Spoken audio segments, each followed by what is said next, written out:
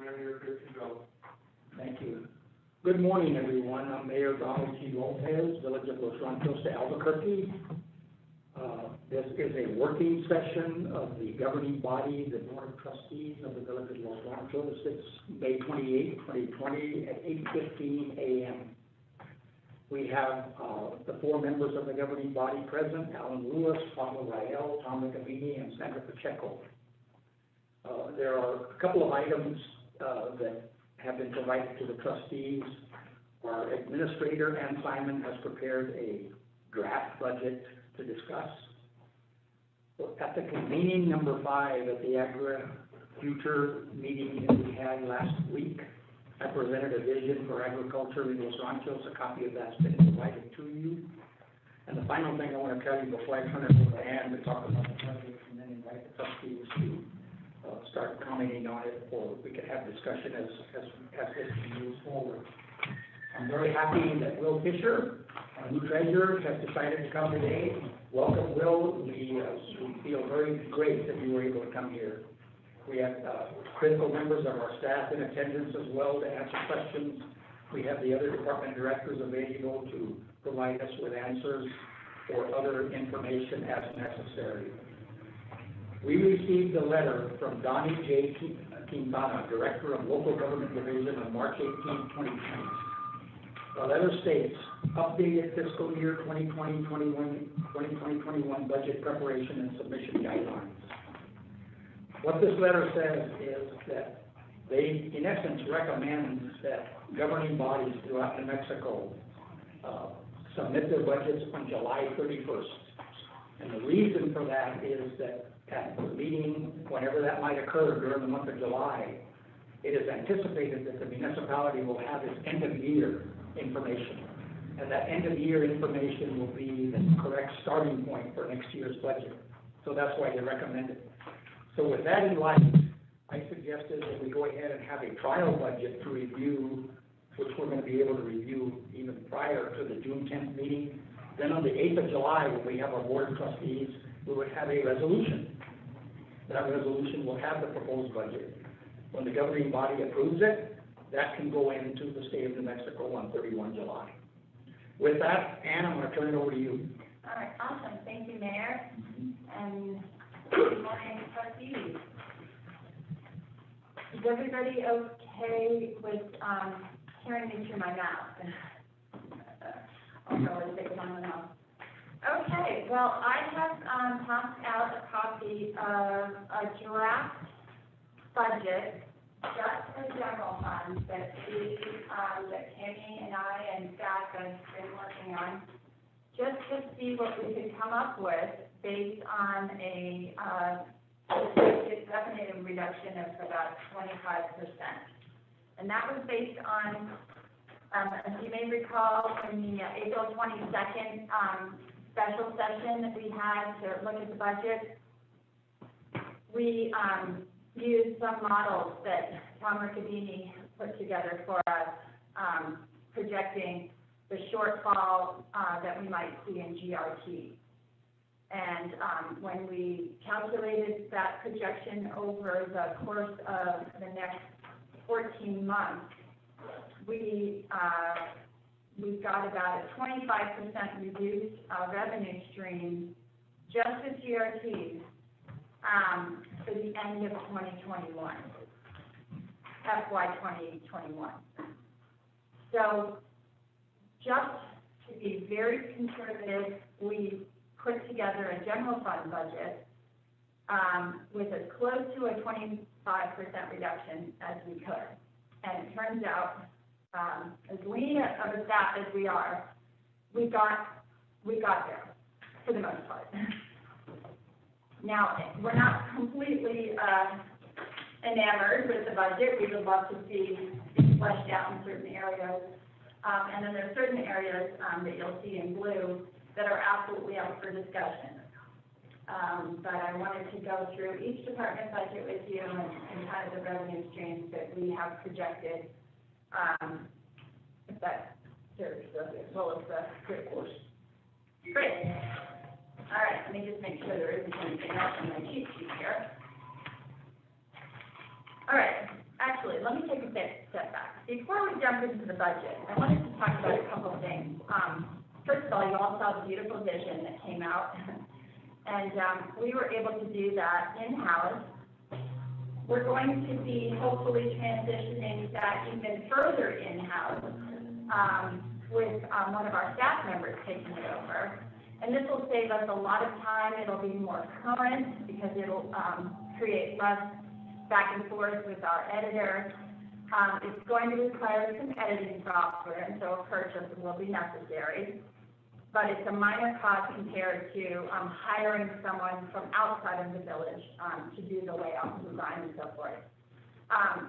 So we are going to be making some changes, and one of those changes is something that you all recommended, and that was to have a voice from the trustees in the magazine. I know that early on, the mayor has shared with me many years ago, there was a space for the trustees, and over the years, it's really become more kind of staff-driven and driven by regular contributors, and there hasn't been really a space. So we want to open it up to you all to think about how you want to convey your message. Do you want to have a trustees corner? Do you want to share an article every month? Do you want to take turns? So those are just some things that I thought I would throw out today, since we're in a working session and we're just talking about lots of things today. So any thoughts on that before we move forward? Well, I guess since I was one that suggested it, I think that, there's probably pertinent information that needs to be in each of the newsletters with regard to all the trustees speaking up. I think it might work as a collaborative article, unless we feel like, if we have nothing to contribute that month, then maybe we just do it individually. I mean, I'm open to discussing how we kind of move forward with that. And kind of what the content will be, is it what we hear from residents? Is it, kind of talking about that? Is it just general information on the village? I mean, there are some things I think that need to be worked out with regard to the content, and maybe have some, specifics that we want to address in that article. When I wrote articles for the magazine probably 10, 12 years ago, they were pretty specific. But I kind of think that there's no reason why a trustee or a group of trustees can't collaborate on articles that put items in there that are important to you. Obviously, you have ideas about certain things that are going on, and getting that message across in our magazine, I think is a great idea. I like it a lot. We used to do it. I remember when, back then, like you said, 12 years ago or so, I remember writing articles, and it was individuals doing it, like alternating. But I think the collaborative thing might work out better, because we could have input at each magazine rather than taking turns with it. So that can be something. Are you thinking of it in terms of things that we bring up, like in the discussion at the end of our meetings? Could be. I don't know. I mean, I think it's kind of open for discussion. Is us collaborating prior to writing? Is that all right? You're asking a good question. I do think that email back and forth, phone calls back and forth, not about items that are on an agenda, is okay. That's my understanding. But if it happens to be something that is going to have to require action from the governing body, then that would be outside that would be in the form of a quorum, rolling quorum is what they call it. Mm-hmm. So I think as long as it's not something that is a part of an action item that's going to be upcoming in the governing body, that's fine. That's fine. One of the things that we have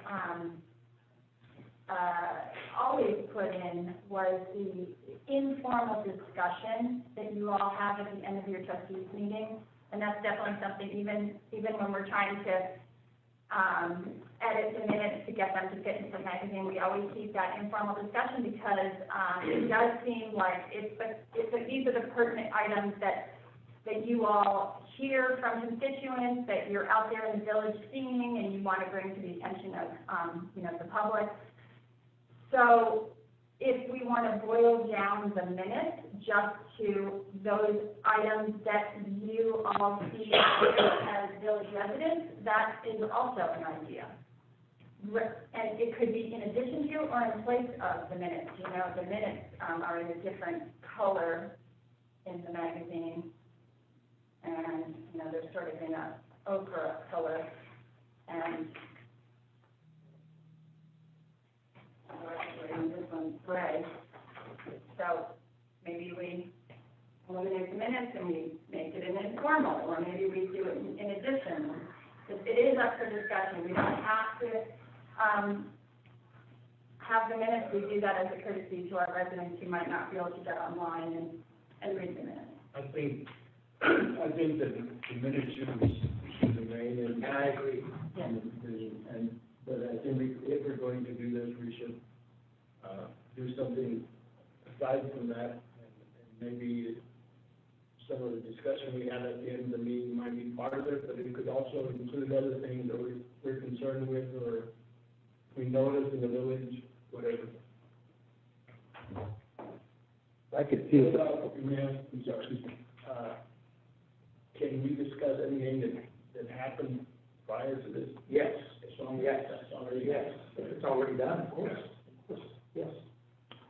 So I was wondering if the basis of it could be, here were the items from informal discussion discussed at, let's just say last night's meeting kind of thing. You guys could reach out to trustees. Is there anything else you'd like to say along these subjects? So that way, if a trustee does not have any informal things that week, that month, okay, do you have anything you want to say? But otherwise, we're going to take what these three trustees brought up and put that in there. Here's what the informal discussion was about. And if you want to, I'd like to say a little bit more and add that to what my items were. You could take something like that. Because I think that's going to be sort of tricky, hey, I'd really like to talk about this. Well, wait, that could be an agenda item. We don't know yet, but it could be. It could be. And also, I think you want to just keep it where these are the items and that's what we're discussing, versus somebody coming in and saying, well, I really want to write a page and a half about this issue. And then all of a sudden it turns into, well, trustees think I need to put in a page and a half next month, or, I think if you just keep it fairly basic. And I think it'll help us think in terms of, informal discussion comes around, here's my three items. Exactly. And I'm already thinking about if I want to add more to what's said about them for the article. Right.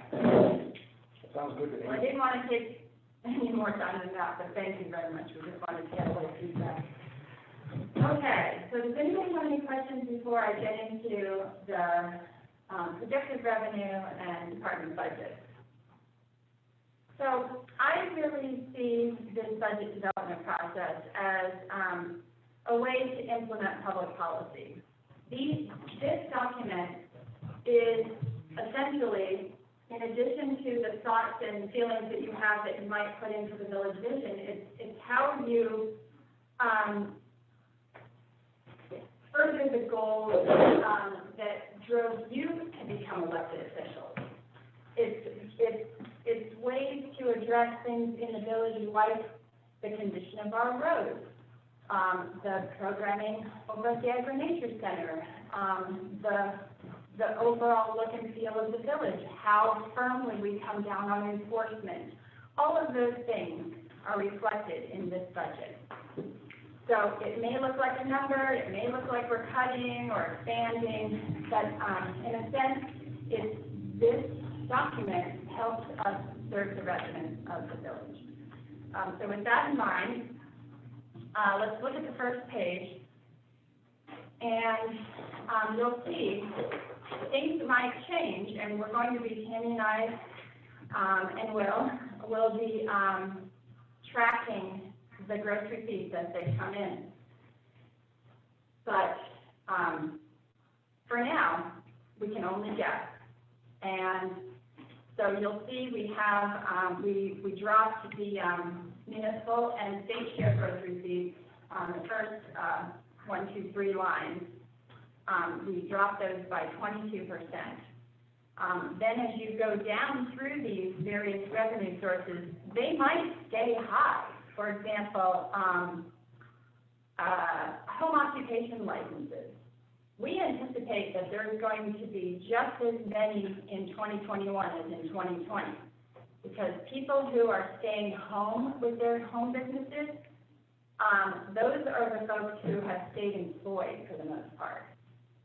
So they are able to continue to operate and not expose themselves to the public. We anticipate that those home occupation permits are going to stay high. Parcel permit fees, the trend is going up. We did drop that down to 25%, but for the most part, development,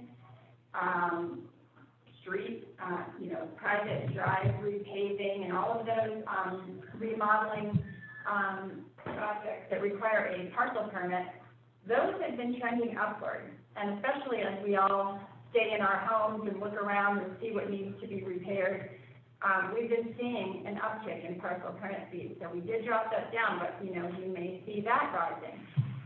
Same thing as you drop down to like fifth from the bottom,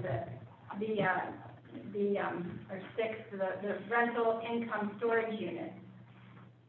If there's one thing that we have seen is that people want to hang on to their stuff. They are not reneging on their monthly payments. They may be shifting, they may be downsizing, or as units empty out, we're not filling them because we're not advertising for new rental income, because eventually we do want to demolish that unit for our village center. But for the time being, that's a really nice revenue stream, and we haven't seen a lot of reduction. Ben, can I ask a question? Yeah. With regard to like the storage unit, do we do annual increases on that, or are we keeping it kind of steady year I after don't year? think we ever have. No. We just took it over a year ago, so we haven't even gotten to that point. Yeah, I mean, as the storage units go, it's one of the more affordable ones.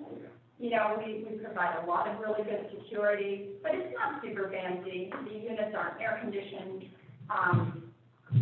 Some of them have some leaking issues. So we do really well. We have a full-time person staffed there and who lives on premise. But for the most part, there's a lot nicer units, believe me. So we're keeping those rents steady. And the trailer spaces, is that kind of the same way we've been just keeping that steady? Yes. So, where are we at on the village center? Because part of this budget is we move forward on the village center and we're lopping off a bunch of revenue. We're not gonna do that. Dan can explain. Okay, good, because that's to me what I was wondering. Okay. So, of course, and that really is something that we're looking at. I mean, we're not going to cut off our nose and bite our face. This is a great revenue stream for us. I see our new treasurer nodding his head. It really amounts to a GRT payment every year.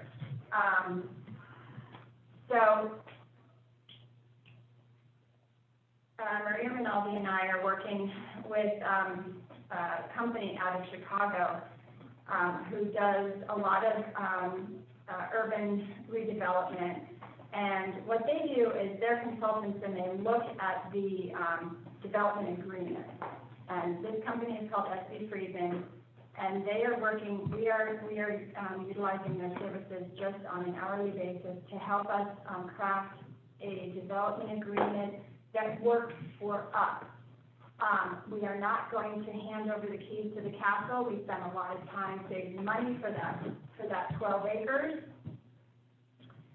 We are going to have a really clear benchmark for the development of each parcel within the 12 acres.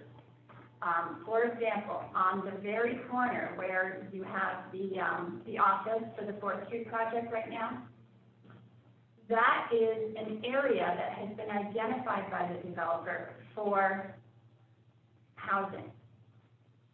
And so this would be multi-unit mixed income housing on that corner.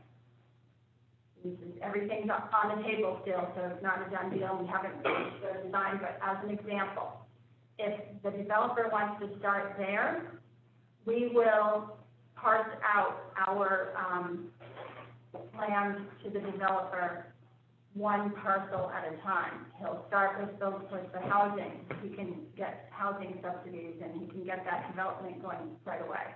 Then we'll get construction revenues into our village. We'll see some activity. There'll be things happening on that site, which will be exciting. Then as we get these projects developed, we move out into the 12 acres. And of course, we would love to have lots of public input, vetting, you know, a chance for you all to see the design and so forth. But until we get that development agreement, really we're not going to do anything. So we anticipate that storage unit, for example, wouldn't come down until it absolutely needs to. Does that answer your question? It's a phased approach, I mean, is the way we're looking at it. And do we have a timeline? Not yet. So we don't know how long we'll have, the storage units or the mobile home space, Probably income. several years, so I don't see this happening, I don't see that area being touched for a couple of years, do you? Yeah, I mean, we were hoping to start it at the end of this year, and now everything's, you know, up in the air. And you're saying that the recommendation from them is to build housing at that corner? That's one of the things on the table. Remember, we went through an RFP process, Yes. and there was a lot of uses. There is a housing component. Yes. There is an economic development center. There is a farm. There is a brewery. But that corner is probably the most prime retail space. It doesn't make sense to me anyway, to put housing there. Well, I don't want to get into the details of it because everything's up in the air. I was just using that as an example of how we would phase things. And if I can address that, Pablo, as a developer, when we put the RFP out, you know, they sort of take a piece of paper and they sit around and they sort of make little circles, make it a little nicer than that. But that's about all they put into it until they get this development agreement, because why spend a whole lot of money? And so it's sort of like, I mean, when we looked at the plans that were submitted, it's really general ideas. And so then once we have a development agreement, then they'll come back where they really are spending some time on it, and that's what goes out to the public for vetting, et cetera, to start getting people's ideas. But as far as, you know, they haven't put a lot of time into it. I'm sure they've given a lot of discussion to it, but as far as really starting to come up with specific plans, why would they have spent all that money a year and a half ago, when we're still at this point of trying to get an agreement? And the takeaway for today is those storage units and that income is not going away until it absolutely has to. Exactly. That's the takeaway for today. Yes, exactly. But don't we need to give them also, like Yeah. a year? Absolutely. Benchmarks. So once we get a development agreement in place and we understand kind of the phasing, we absolutely, of course, especially the people who are in the trailer homes. Many of them have lived there for, you know, their whole lives. Sure. There's a woman there who started, when she was a young woman living in the trailer park, and she paid $63 a month. The rents aren't even that high now, you know, right around $300, but these are their homes. So, yes, absolutely, we give them plenty of heads up. When do we anticipate a development agreement being done? Well, we're working on it now. Everything got sort of put on hold with the COVID restrictions, but I would say probably midsummer. I mean, we're getting. Moving along. Mhm, yep. One of the things that we used to talk about a lot, and that is, as a village, we're not in the real estate business. And I think this is awfully attractive to go, wow, look at that revenue that comes in. But that's not what we, as a village and as the trustees of the village are responsible. You know, we need to get us developed and get to the gross receipt stage and get out of the real estate, development. I have no idea that, I think you could very easily expect a developer to come in and say, yeah, we'll do the whole thing. Right. We're gonna take all the land and we're gonna build all 8 buildings at the same time and get after it. And yeah, my concern is that, like I say, all of a sudden we don't start dragging our feet because, oh boy, we can't afford to lose that revenue. Yeah, no. It's gonna be a tough boat. Thank you. No, yeah. We're gonna be in. It is exactly what you said. I mean, I hate to give that up, but on the other hand, if you, have a really vibrant center there that's generating, trips into the village and, traffic on 4th Street and more walkability and all of the things that we wanted to do on our beautiful 4th Street, that's a much better end goal than just having no storage, unit generated. Now, Ann, let me offer this comment. My understanding of the development agreement is to give the village, because of its significant investment in that 12 acres, some protection. Mhm. Isn't that the bottom line? Absolutely. We don't want a developer to come in and do the easy stuff, which is the housing, because they can get subsidies and then say, oh, sorry, the economy's, so bad, I can't get the retail. Which is often what happens.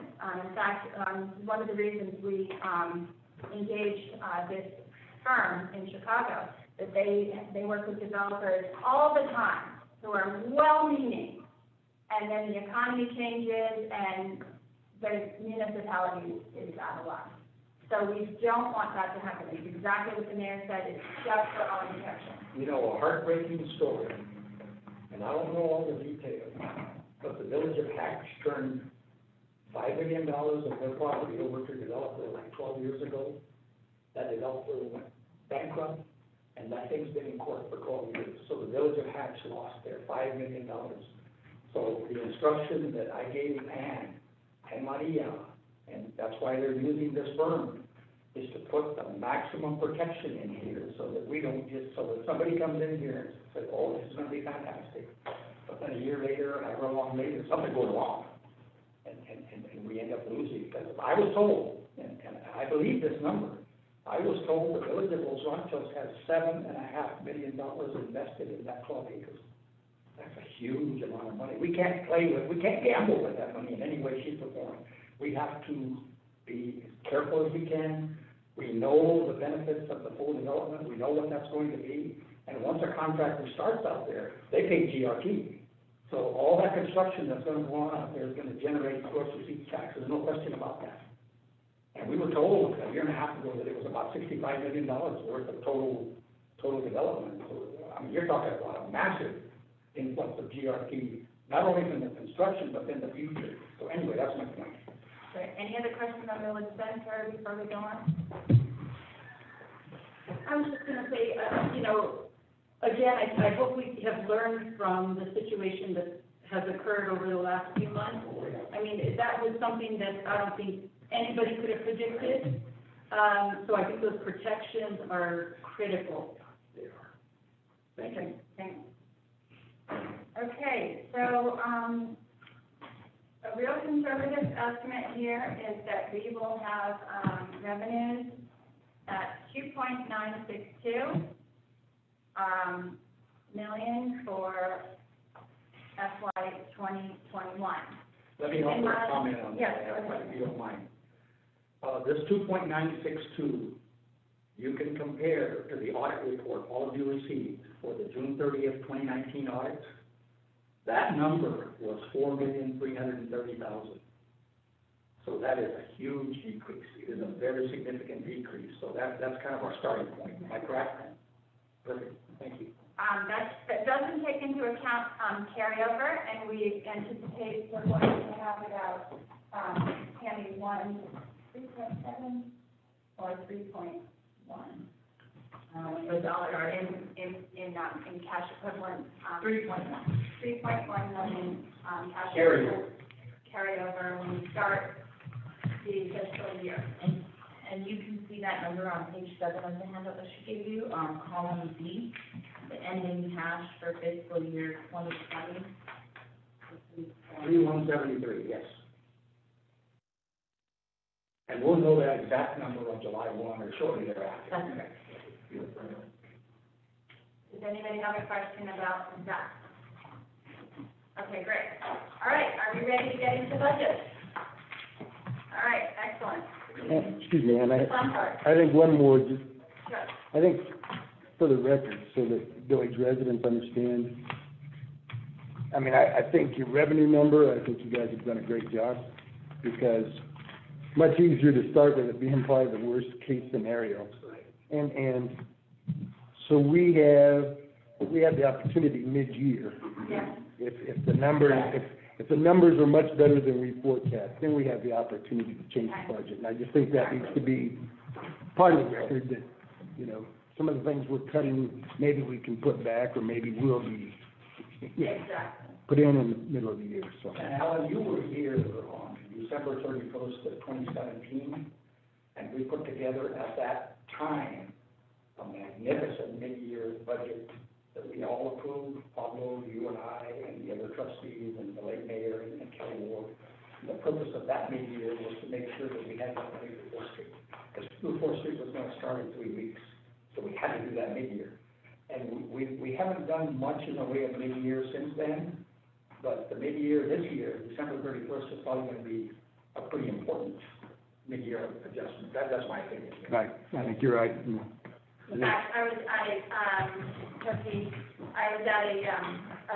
a meeting at the Council of Governments Zoom meeting recently when they were talking about youth, and every single community on the phone, that was Torrance County, Rio Rancho, the Conservancy District, all of the small municipalities up and down this mid-region, were very concerned about dues and dues increases and so forth, because none of them had any idea what was going to happen, you know, come fall. So I think we're all in the same boat, and everybody recommended that we kind of revisit, at least on that particular issue, dues in December. Because I think we'll all know, is there a second wave, where's the revenue, is it a U-curve, is it an L curve, how are we going to bounce back? So. Good. Very good. Just on that, I just also want to touch on some work that I did, a little just rough kind of, I won't say back of the envelope, because it was a little bit more detailed than that, but Tammy really helped me try to break down the GRT coming into this village. You know, I've been working as administrator now for about 5 months, and I have learned so much about the village. I've been so impressed by how resilient this village is. We definitely took a hit when things closed down in the accommodations and food service category of our GRT. Obviously, Los Poblanos, Field Vendor, Vernon, you know, all of these restaurants closed down. You know, our small hotels and B&Bs, they closed down. And so we did take a hit in that area. Otherwise, I mean, in March is only part of the picture, because we weren't fully closed down in all of March, but we did very well. Our retail trade stayed the same. Professional scientific stayed the same. Our manufacturing stayed the same, maybe because of Mr. Riccadini over there and his facility. But we are incredibly resilient. And so I'm very interested, and I will be tracking closely the GRT as it comes in the next 2 months. But I really feel that this budget is very conservative, and that we might be pleasantly surprised. I mean, I'm always a glass half full kind of person, but I'm really feeling positive. In terms of retail trade, we have Walgreens, which which is generating revenue. We have, our restaurants, our grocery places were able to stay open. And there was enough retail trade to really stay above the fray. So I was very impressed. Well, and I think that June is going to, show some great numbers with everything opening again. And I would assume that they're gonna be busy, I mean, from beginning to end of day, in a lot of these. And I like you, Ann, I wanna think positively, about what this is going to, generate for the village. And we're just gonna have to keep our fingers crossed. I still feel like we have to plan for the worst, but hope for the best. All for this too. The restaurants that we know that are gonna open, are gonna do well, are like Sadie's, these others that are bound to open again, you know, they may wait till the middle of the month like you are, but they're gonna open. They're not doing all that work out there that they close. Right. I can tell you that right now. Exactly. And there's pent-up demand, I mean, Absolutely. there's tremendous pent-up demand by people wanting to go get a beer, you know, and get a hamburger and sit outside if they have to, but that's what I see, so yes, thank you. So let me ask you a question on this. I mean, because obviously this is a draft. You know, by the end of June, we will have seen what our April numbers are. That's correct. What if they come in, you know, 15% higher than we were thinking they're going to? I think as we look through the budget, I'd like to know where you think, boy, if we think we're gonna be able to raise this number before we submit our final budget by $100,000, where would you put it? Well, I'll tell you this, and Ann and I talked about this yesterday. For years, probably 4 years, we knew that Fourth Street was gonna consume a lot of our money. We saved for many years to get there. And I asked over and over again, when are we gonna start working on the other streets in the village, you know, potholes and striping and this and that, safety. And the village put it off because they knew that Fourth Street was gonna take a chunk of money. We have an estimate of what it will cost to get started in fixing these other roads, so that would be where we should put some of that money. There's just no question in my mind, we have to do that. I agree with that. I mean, we've got to be. Complaints from Oh, yeah. these residents, it goes on and on. So every extra dollar we get, whether it comes from the federal government, which I think I'm being told there's gonna be something, I don't care what it is, all of that money can go into our roads and streets. And there may be other areas, but that's a very high priority, very high priority. We already know where the problems are, we know. And the great thing is there are sources of revenue that can be matched. The state, now we don't know what the state budget's going to be like, but there's a 75-25 match that this village has never taken advantage of to do road work in the village. So we'll sort of monitor where the state is with that. Also, FHWA has money for us. Oh, yeah. And so we're going to get in line for some of that money at the Council of Governments. We've already put the mayor's name in as to serve as vice chair of the Metropolitan Transportation Board, which will hopefully give us a little bit of leverage to get some of that FHWA. And we can use that for the next phase of Fourth Street. We can use that for some of the other road projects in the village. So we're not opposed to looking at other funding sources. Yes. Okay, great. All right, so let's go ahead and turn to the first, or page 2 of the handout.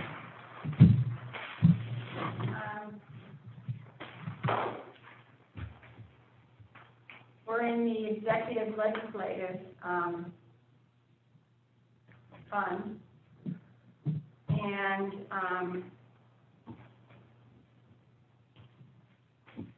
there's a new, the reason that this is not down 25%, but it's just 11 is there's a new line item in there, and that's per diem. What we're doing is we're removing, per diem is lodging, travel, and food reimbursement for anybody who's doing training, either out of Los Ranchos or out of state. And that used to be lumped in one category, one line item in the general fund. So it's very difficult to separate, who was doing the traveling. So this way, and this would mostly be mayor, me, and you all. So if you all wanted to do a training and you wanted to get reimbursed, it would come out of this line item. Okay, so we can sort of better track. I know some in the past, some trustees have been very eager to represent the village at meetings and so forth. This is the place where that would come out of. I'll offer one more comment. We pay for MERCOG, we pay for the municipal league, we pay for National League of Cities. And there isn't any reason why it has to be only the mayor, doing the lobbying. I mean, the board of trustees can also be a strong voice, for looking for funding, outside sources of money, and also representing the village. So I think it's a small investment. I'll throw this number out.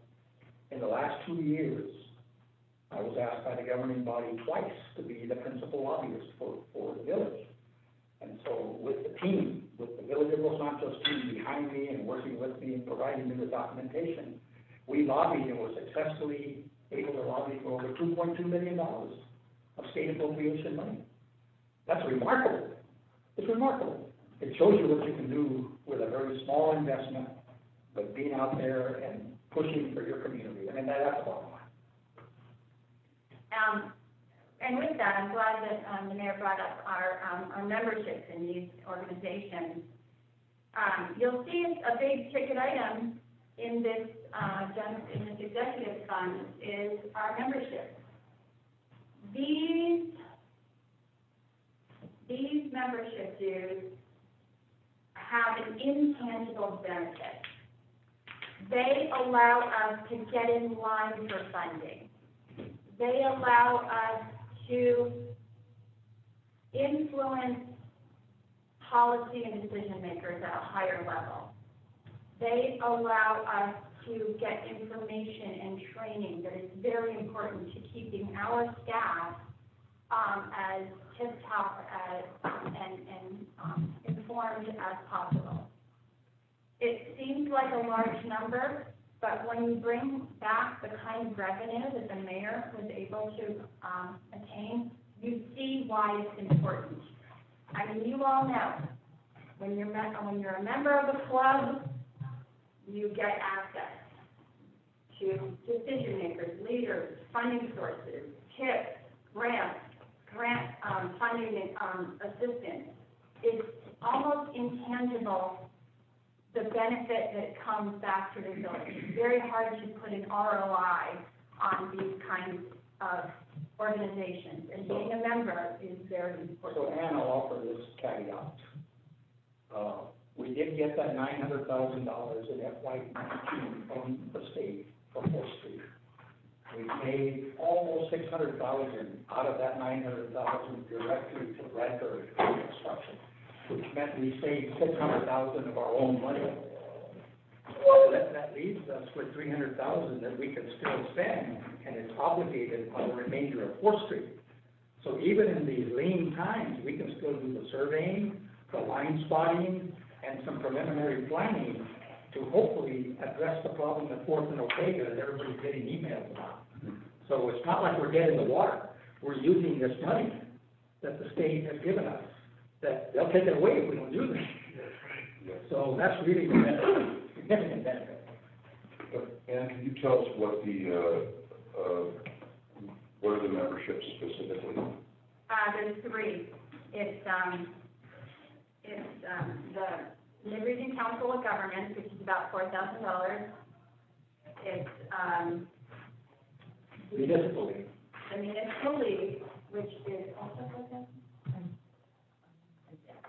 And the League of Cities. That's the National League of Cities? Yes, it is. Was that one? I believe it's also 4,000. I think they're all about 4,000. They're in that range anyway. So I know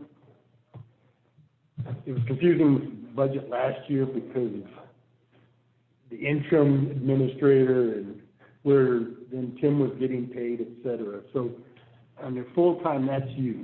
You're the only one in the full-time. And then elected officials are per diem and Right. 12,000 a year is what the mayor makes. Big bucks. Big bucks. It equates to about 50 cents an hour, right? You know what it is? I don't mind saying this. $5.77 an hour. There you go. That's what it is. Put in a lot of time, both of you, and thank you. I wanted to be clear on that, because I saw that number was down and then back up and down and. You're getting a bargain. Absolutely. All right, so judicial, Judge Ma received. Yo, excuse me for a second, I'm gonna just I'm get sorry. some water. No, I'm just gonna get some water. Okay. So Judge Ma received a small stipend, much like you all and the mayor. It's right at the bottom of the fridge there, Christie. So, and then Judge Ma also has a part-time clerk, and we pay her out of the fund. They also have a small amount of mileage and professional development. Okay? Anything on the judicial? All right, let's move on to elections. We have no money in elections right now. So we will turn it to financial. This is where our treasurer and our CFO page. Again, some subscriptions and memberships. We have an audit fee number, and that is down a little bit because we had to pay some extra services while Tammy was on maternity leave last year, and that, so we anticipate that it drops a little bit this year. Any questions on financial? Yeah, if you would, as we go through this, please, just give a moment to ponder Of course. a little bit Yeah. before you move on to the next one. Sure. I would like to offer on the audit fees, you should probably just go to the 15102. This year, the reason it went up from the prior year is because since I was out, they wrote the financial report. I propose that they do that again this year, because based on how long it will take me to do it, it's a bargain for them to do it for us. I believe they charged us only $1,500 to do the financials. If I'm putting the financials together between everything else going on, it will probably take me over 2 weeks to write them. So based on my hourly rate, I do think that them writing the financials for us is probably a better use of time than having me. And I definitely agree with that. I remember when that occurred, and I thought it was an actual bargain. I really did. Can you clarify a little more what writing the financials means? So the actual financial statement that they provide to us each year, I think ours is like 100 pages, around 100 pages. When they will compile that whole document for us, they'll put together all of the statements, and all of the notes, everything you see in there, they'll compile, they'll send it to us, and then we just have to check it. The only part that I would have to put together is the management discussion and analysis in the front of the financials, which is I think about 12 pages. If we do it ourselves, they'll drop the fee from $15,102 to $13,484, and then I have to put together the 100-page document, all the schedules, everything, and they really just kind of look at it, and then we're really, again, saying, yes, we agree to all these numbers. So if we transfer that over to them, they put in all the legwork of putting that together, and then we go ahead and just make sure everything's ticked and tied, and we agree to the numbers. I agree with that. I mean, you hold them accountable farther through their work. It's actually a good way of doing it. Something like, something that just bugs the heck out of me, so I always. Where did the attorney fee go, or fall into this? That's on the next page. Next page, okay. Okay? Wages, again, on full and part-time, just to get, that's you, Tammy, Yes. full-time, Yes, and treasurer is part-time. Treasurer, part-time, and then part-time, is Bill Fisher. okay.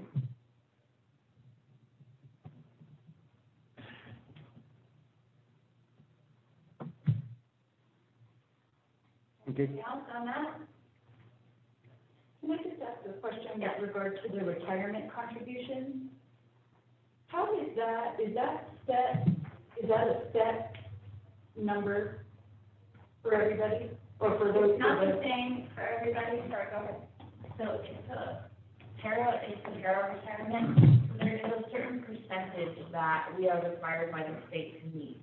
It's 20% and 20.9%, and it's split between, the village portion and the employee portion. But that 20% is mandated by the state, and, we can use para for that, and anybody who is eligible for para has to participate.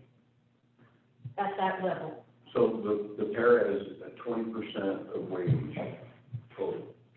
Yes, 20% total. I believe, I think these are the numbers, employees pay 2.66%, I believe, and the village pays the remainder. 17.4. Yes. And what is the, is that by our own doing? Is there a minimum para? Is there a maximum? Minimum para that the village should pay is 9.8%. So 9.8 is the minimum, and so looks like we're double what our minimum is right now that we're paying in the para, is that correct? And I'll offer this comment, that was established quite a long time ago. And the reason that it was established like that is because the village decided to have that as a benefit for employees who work for the village. And I spent 25 years in state government, and I remember the percentages went up and down over the years. But my salary was half what it would have been had I been a consulting engineer. But I chose to stay in state government because I knew the retirement was going to be better than anything I could have gotten as a consultant. So it's a retention, and that's what it really is. At the end of the day, that's what it really is. And we are on par with the Mid-Region Council of Governments, City of Albuquerque. In fact, the City of Albuquerque is a little bit higher. Bernalillo County, and many other municipalities. So there's about, I don't know, over 100 municipalities, 106 that pay into para, and those numbers track, and we can give you the breakdown. So they're all around 17%? They're all, A lot of them do a pickup. Now, you'll have to also understand that in para, we're in the municipal too, that different municipalities and different, if you have a fire department, if you have police, they have different percentages that para requires you to pay. So we don't have any of those, and those were the reason we got rid of the fire department, and that is a high percentage of what is paid out for like the firefighters. So since we don't have any of those entities, police, fire, like I said, they get paid more, but depending on the type of entity you have, para has different tiers that you fall into, and they determine your percentage. So I think in the municipal 2 category, we're tracking those ones there. And you have those numbers, right, Ann? I do. And then just a few other questions, and I know that para, it will come into the rest of the budget, just so we can understand it as well. Is my understanding, I believe it's my understanding that it's about 9 years to be able to qualify for receive back in a retirement. How long is the vet? Thank you very much. Actually, you can vet with 5 years, 5 years, I believe, yeah. but you can't draw until you reach a certain age. You have to be, I believe, 62 with 5 years. Certain age or 25 years in. Now, you have, like I did, I had 25 years, so I could be at that moment. So what happened for me, and this is a good example for anybody, when an employee reaches their 25 years, they're paying the community to come to work after that. That's really what it boils down to. That's why people stay 25 and then they're gone. They leave almost immediately because for 25 years, it doesn't do any good to stay any longer than that. The percentage of the wages, do they continue to? 75%. They get 75%.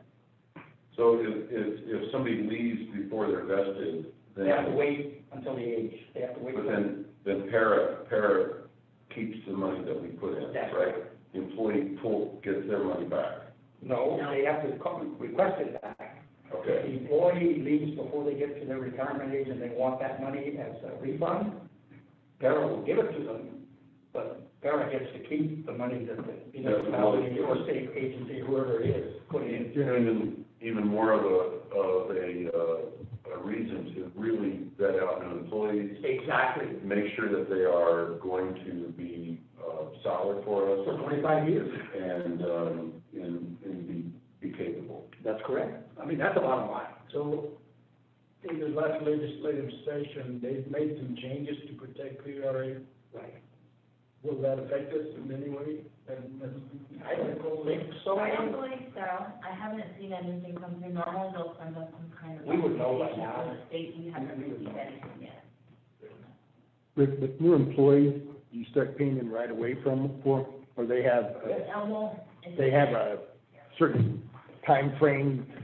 So if they're a temporary employee, we do not pay them right away. That's correct. It's not until they're made part-time or full-time, that's when they And if they start in part-time or full-time, start. then they start paying right away? Okay. Do we have a kind of a period of 3 months before any of this starts so that we can let somebody go if need be? We have a 6-month probation, Okay, good. But we are still paying into the benefit that during the probation period. but we can let them go for no reason. Oh, yeah, that's the bottom line. Probation employee, during that period, you don't have to, have a reason. So if you're a temporary employee, if you're hired on as a temporary employee, you don't pay No into benefit. that. That's correct. No health insurance, we No pay, vacation, no vacation, we pay taxes, obviously, payroll taxes, FICA and so forth, but we don't give them health insurance for para. And you can't really use that as a probationary period for some positions, or can you? Not really. A temporary employee is only brought in, like, we have a seasonal employee out of the agri facility who comes in during the growing season. He's a temp, right? Is he a temp? Okay. That's, So it's truly what it is. it's truly what it is. That's Coming right. in, he's helping Fergus do the planting of the hops, mowing the fields, watering. We don't pay him, para. I would say that, just to offer this, it would be very hard at this time to find a candidate who's going to be somebody who works out, who is really, a well candidate, who's gonna take a temporary job, who doesn't know if at the end of 3 months they're gonna get the benefits, they're gonna stay on, but it's a lot harder to find the type of candidates who have the qualifications you're looking for, so, partly. One more question, just because it's always a sort of spot with me, is the bank fees. Is there any possibility of switching, trying to deal with a local bank or Yeah. sitting down with somebody we know? Sitting down beside the bank, and I I could agree. definitely look into that. I know when I first came in, we weren't really wanting to move with, there were a lot of vacancies, I was new at everything, so that's something we can definitely look into. The bank fees are a combination of things. So, not just the Bank of America fee, it also includes, the charges that we get for the credit card machines, not just for leasing the machines, but every time we use them on a card or swipe, or, now they've gone up a decent amount in the past, month and a half, 2 months since we've been closed, because anytime they pay online, we use Square. Square has a processing fee for every transaction. And so now that we're seeing more transactions coming through online, we're having more of those fees. So it is a combination of Bank of America, but it's also the Square processing fee. It's also the fee for the LGIP account. So it's any banking fee that we have, there's a combination. But I know for the actual bank account fee, it's about $1,000 a month and the end of month bank statement. Right, which So I've we always, can definitely. that's always just grated on me. And I think a lot of that's negotiable at the end of the day. I mean, we're running a lot of volume, and so I think that we need to keep these people in check. Well, I think we have an opportunity with a local bank. Sure. Somebody, you know, with a personal relationship versus a Bank of America. We're not a big account, Bank of America, so we could care less.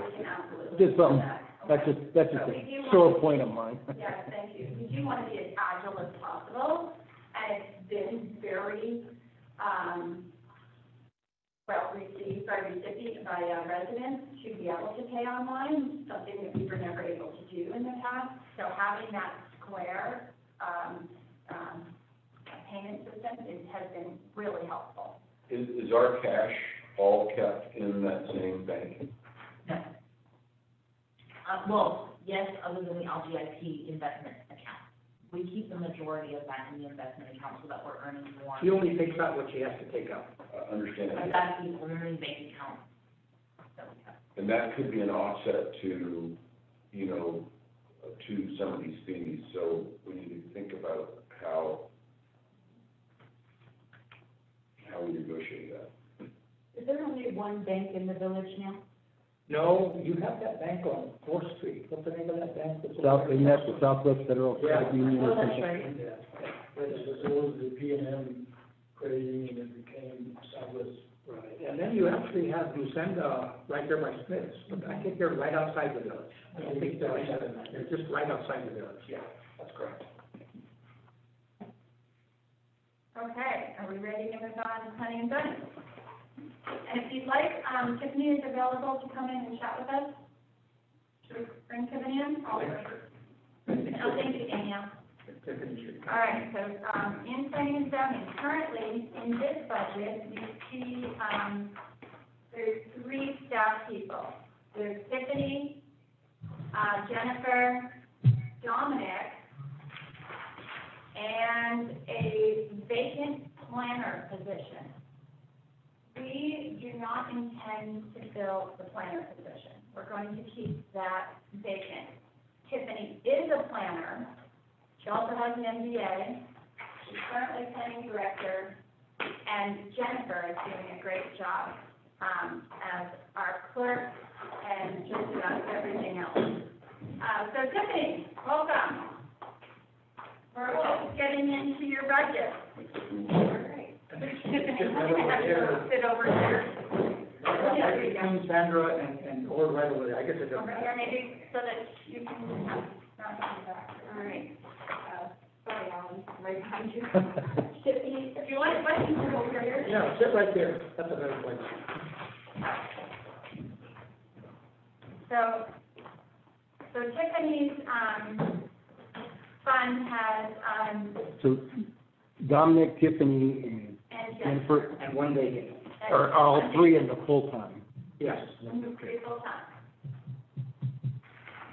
So is it Dominic that's coming under part-time, or is it? No, That's the position assigned. actually, there is no part-time person in that department. Okay.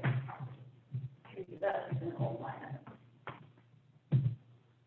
So, because you were just going through some of the line items, in your budget, you'll see that, we have $1,000 in there for the master plan. And that's just kind of adjusting case, in case we need to make any revisions. The master plan is beautiful. It was a 2-year process. It's finished. People, like it. But we did want to keep a little bit of money in there for changes. Right, and also, we pulled, services from the master plan for other kinds of public meetings that we had, like the short-term rental, meeting that was facilitated. That came from, this line item, because we didn't really have any other place to put it. So it's kind of just in general, professional services line item in case we have public meetings that need to be facilitated. Then on the engineer services, do you want to go over that, that figure, why it jumped so high? Right, so, the engineer services is a combination of, our grading and drainage plans needing to be reviewed, for, village projects, and also our annual permit, for stormwater, that is reported to the EPA. Basically, it used to be done in-house, because, we had staff who had a lot of experience in handling stormwater, and writing these kinds of reports. That's, now gone, so we're planning on outsourcing that, and, other communities in the area to do something similar. So we asked them what their normal costs are when they bring in a consultant, and our estimate is just based on, it's a smaller amount of that because we're a smaller community. And so we'll find out the exact cost there, but this is an annual report that has to be submitted to the EPA. And then most grading and drainage plan reviews, that are done by applicants, we forward those invoices to the applicants. So this, fund sometimes is just a holding spot for, in the interim, when we pay the, village designated engineer and when the applicant pays, us back. Okay, any questions on the engineering fee? And stormwater monitoring? Right. So do you want to talk about, I can kind of talk about both the EPA stormwater monitoring and the stormwater team participation, because they're kind of conjoined. Stormwater team participation is our participation as a community in the MS4 general watershed permit. So this is alongside other communities and other agencies. And basically, this is our membership fee for being part of that.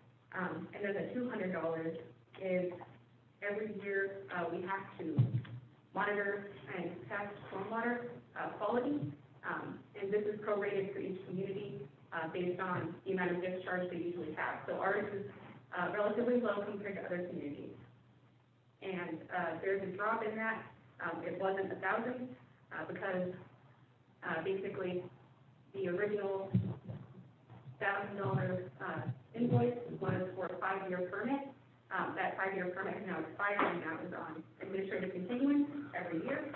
So we're just prorating that for each year instead of a one-time payment for 5 years.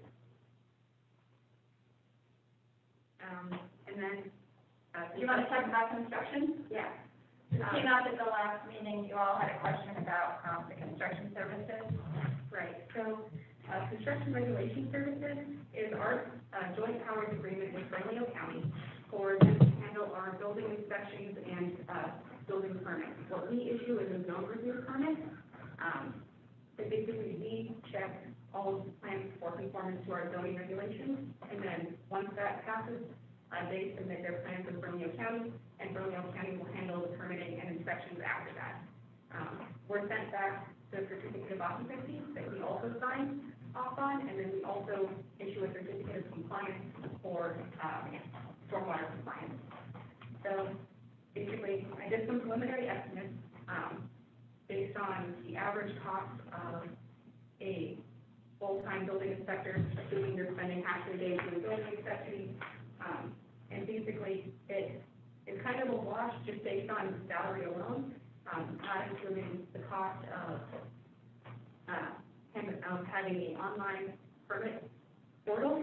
That's also a service that Bernalillo County provides. Basically, people can see where their permits are in the process. We would need to supply something similar. Basically, the potential, depending on how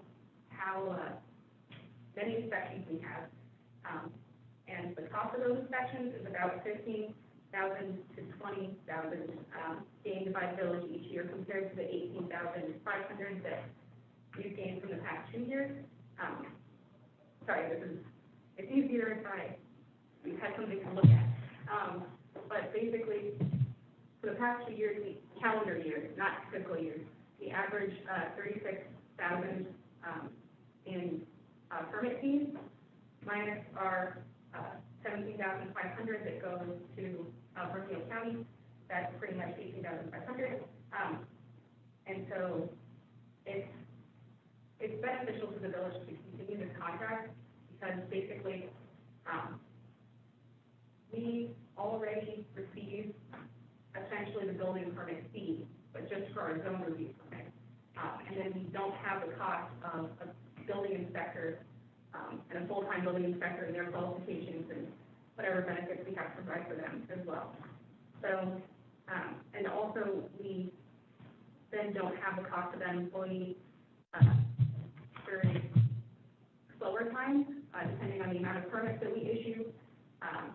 Basically, that cost could exceed how much revenue would be gained by the number of inspections they do. Because this, of course, assumes that they're doing 4 hours of every day doing an inspection and receiving that fee. And I'll offer a comment. 25 years ago, there was a building inspector employed by his name was Manuel Fazio. I don't know if you remember him. Yeah, he was a full-time employee. Right, so basically, I have more information if you guys would like to see the full breakdown on the cost, but, basically, it is justified to continue this contract with Bernalillo County. Great, thank you. Okay.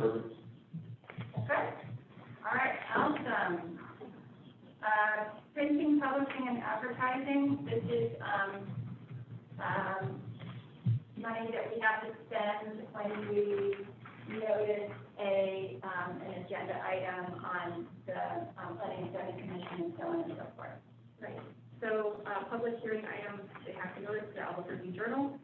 Usually we forward that cost on to the applicant. However, in cases where, it's on our end that we need to reschedule for some reason, or we need to postpone an item, we will pay for that, because it's not the applicant's fault that we had to reschedule or something like that. So that's why that number is relatively low, but that also includes, any costs that we also send to Academy Reprographics for printing. Those tend to be pretty infrequent, but if we need, copies of items that are larger than 11 by 17, printed or scanned, we need to send it to them.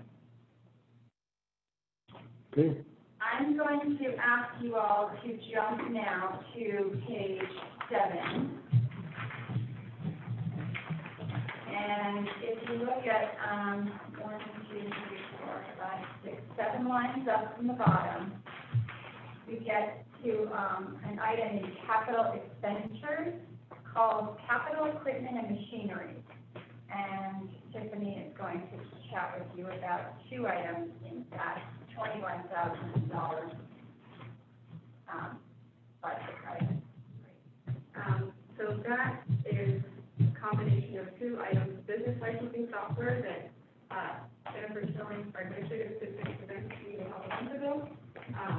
Basically, the initial year to get this all set up would be $15,500, and then approximately $6,795 per year afterwards, just for maintenance. And there's a fee every time a business registers, so, the more businesses we have, the more that it would cost. But that's assuming we have the same number of businesses as we do right now. And then there's also $5,000 in there for a scanner or plotter. Basically, with the business licensing software provided. You can't come in here. Can I help you, sir? I want a central ballot. Okay, let's see. Why don't you come on out here and we'll do that.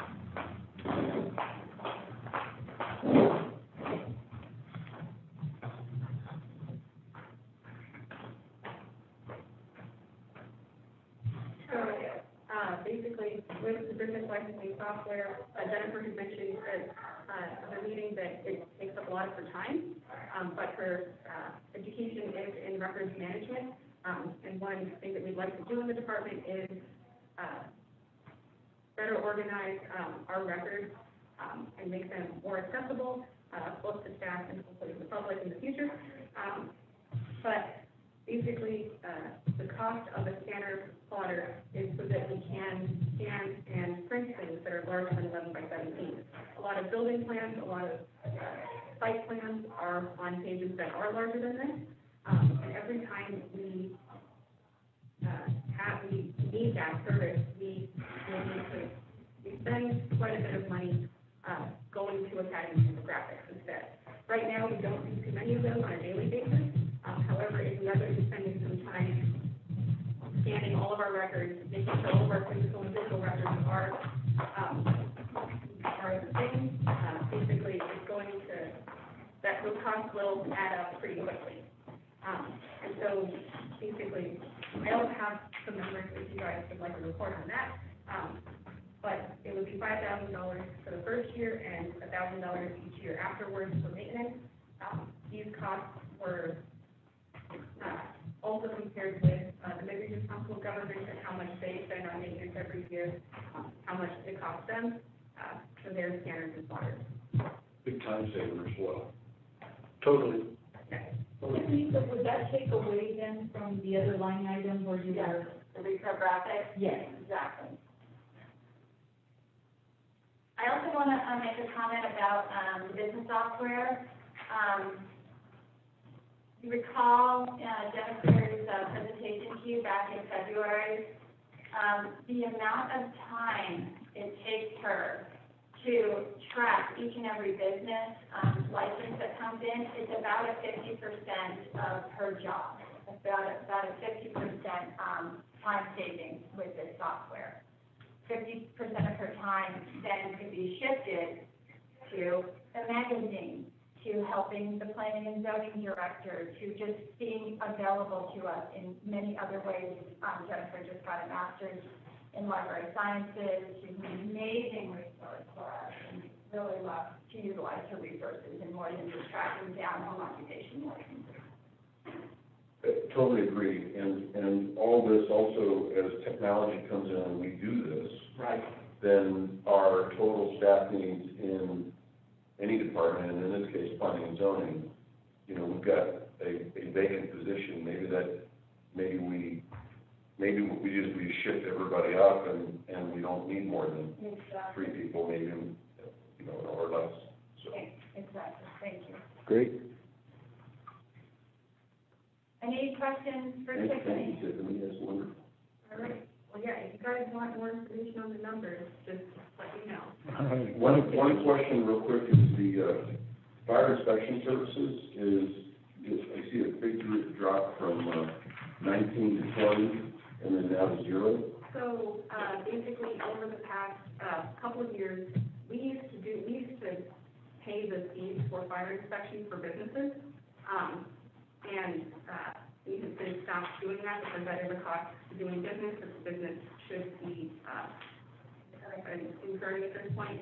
And then it also requires a line of anti-donation, so it's a leftover line item.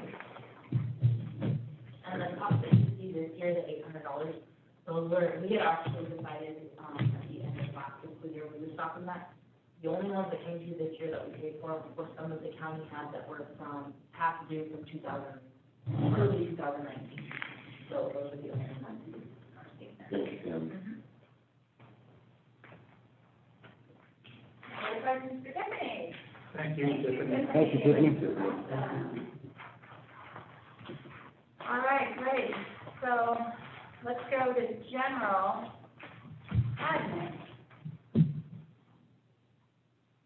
In general admin, and we'll start with staff, right now we've got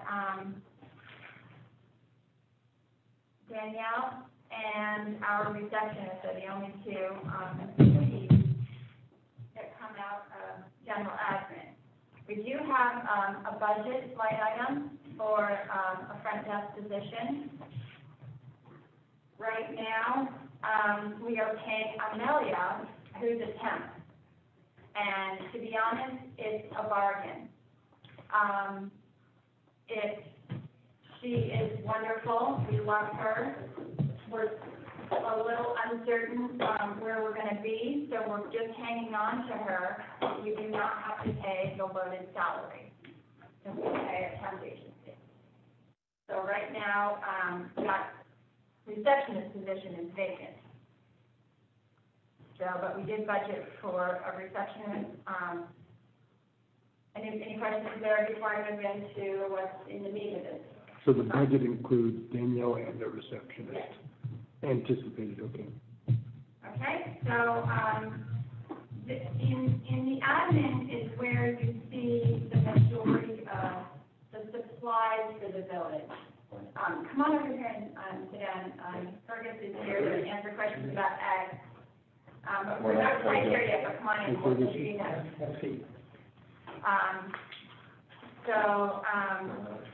We're doing, all of staff training comes out of this. All of staff per diem comes out of this. Any training that staff, have where they need reimbursements for mileage and meals and so forth, that comes out of this fund, this budget.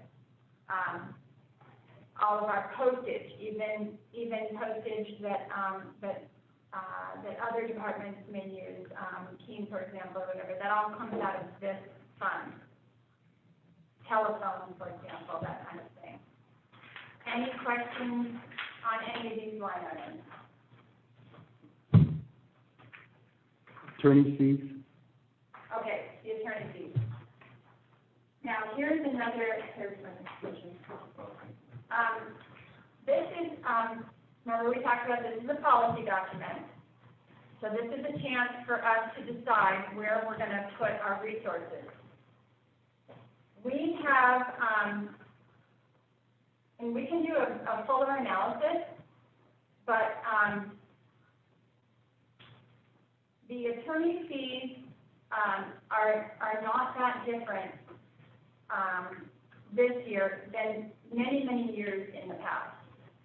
We've always had an attorney that needs to be present at our quasi-judicial planning and zoning commission meetings, as well as our BOT meetings, as you know. Let me just, I mean, to me, I thought, is that too low? It's actually a bit low. Yeah, I mean, it really, I'm wondering if we're kidding ourselves that we're not gonna hit that In number. a way, we are. I'd like to offer a comment. 12 years ago, the late mayor hired an in-house attorney. And that attorney just couldn't cut the mustard. So then he hired somebody else. That attorney lasted 3 weeks. So we've been very lucky. We had Chapel for many years, who did a pretty good job. And now we literally have one of the best municipal attorneys money can buy. This lady and her firm works for other towns, works for the Water Authority, and Pablo knows her well because you've seen her in action over many years at the Water Authority. We're getting a bargain with this firm, I'm telling you right now. And that's based on my many years of watching all this. Yeah, no, I'm not questioning that she's a bargain. I'm not questioning that. Okay. I mean, we have typically run $9,000 or $10,000 a month Yeah. consistently, and so for us to not be at $120,000 in Okay. the budget. I'm happy to change that. I was really trying to cut it down to the bone because of the concerns that you all had. But I don't think we use her that way. No, we don't. You know, and part of my point the other day was just seeing how we use her, Okay. Sure. you know? Absolutely. Because in our discussion, when we had no administrator, Exactly. staff could call her. Exactly. And I know residents were calling her in the past and so. And if a resident's calling her, we should be paying them. We are I not. think we need to have those kind of understandings. And then you have situations, I don't mind bringing this up, this is a good issue. Occasionally, a village resident will pick up the phone and call the Attorney General. And the Attorney General is legal counsel for the state of New Mexico. The only way we can counter that and deal with it is to have our attorney solve that problem. Right. I mean, you know what I'm talking about. Mhm. I'm not gonna mention names, I'm just gonna say that has happened in the past. Okay? There you go. So, So my feeling would be to increase that to that's 120. great. We would love to be able to offer as much as, and the other thing that this allows us to do is to go after some of these intransigent issues and just, I guess, I don't want to say residents necessarily, but these issues that come up time and again that we need to address, for example, nuisance issues and issues of abatement, issues where we actually need to take legal action. When there's something like that comes to a head, we need to engage NAM, we need to engage Juan Flores, her associate, we need to pay court fees, and suddenly, you're up $40,000.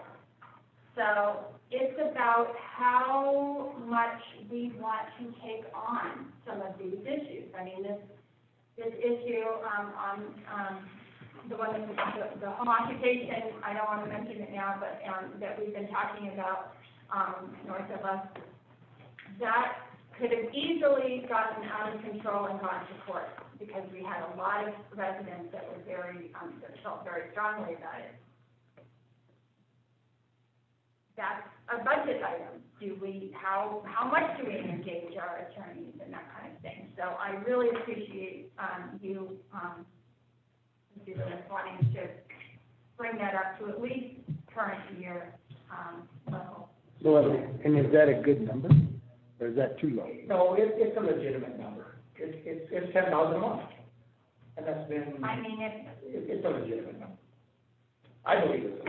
I mean, I know in my experience, Remember, we have mid-year. Right. Mid-year. that's right. because we've always, in my experience, it's like, oh, once this issue's dealt with, they'll go down, but then there's another issue. And so, the reality is, I mean, hopefully we don't get to the 147 from, 2019, but You don't really know.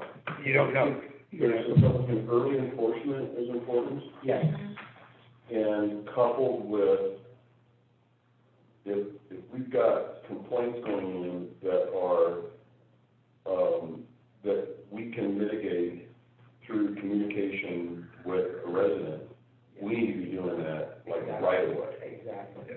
So, and then that back and forth with enforcement, when things drag on, that we end up starting to get the blood pressure raised up, and then all of a sudden, here we are wrapped up in, a ton of litigation, extra work. It's a great point. Yeah. Okay, so, I'd like to offer a quick comment. I had planned on taking a 15-minute break at 9:45.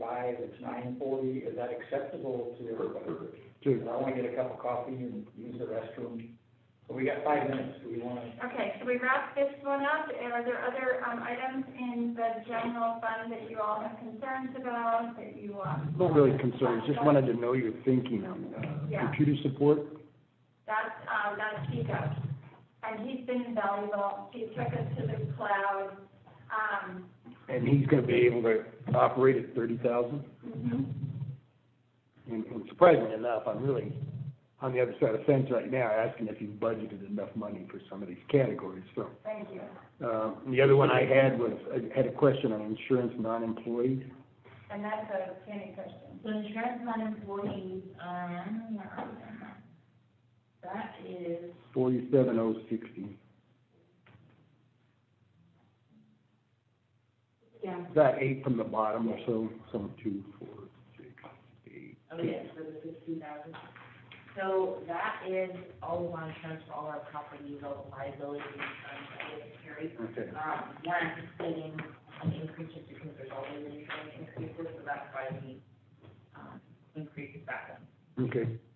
And the last thing I'll say is, if you go to the very bottom, insurance workers' compensation, we got a really great, bit of news.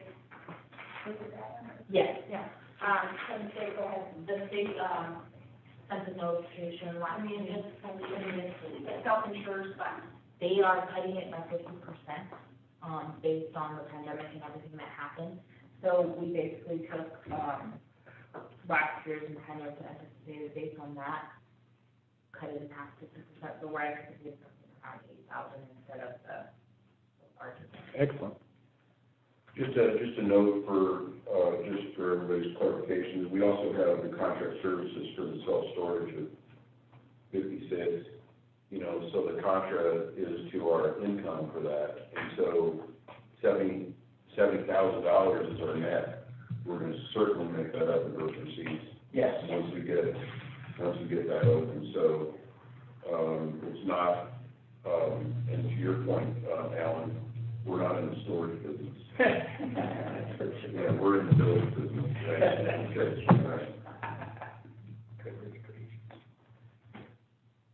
It's time for a break. I think so. Okay. Excellent. Have some drinks, nothing. I can also put out the beverages. You gotta have a. I was already sure, what up for? Sounds great. Be up there? Yeah, we're.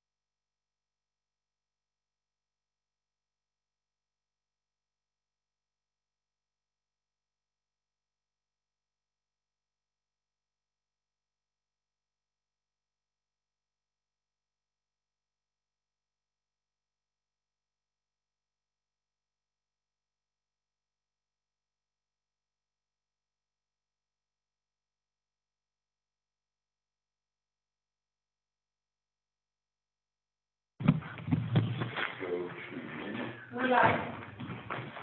So, Ann, go ahead, Agri-Nature All Center. right, so here we are, on page, 6.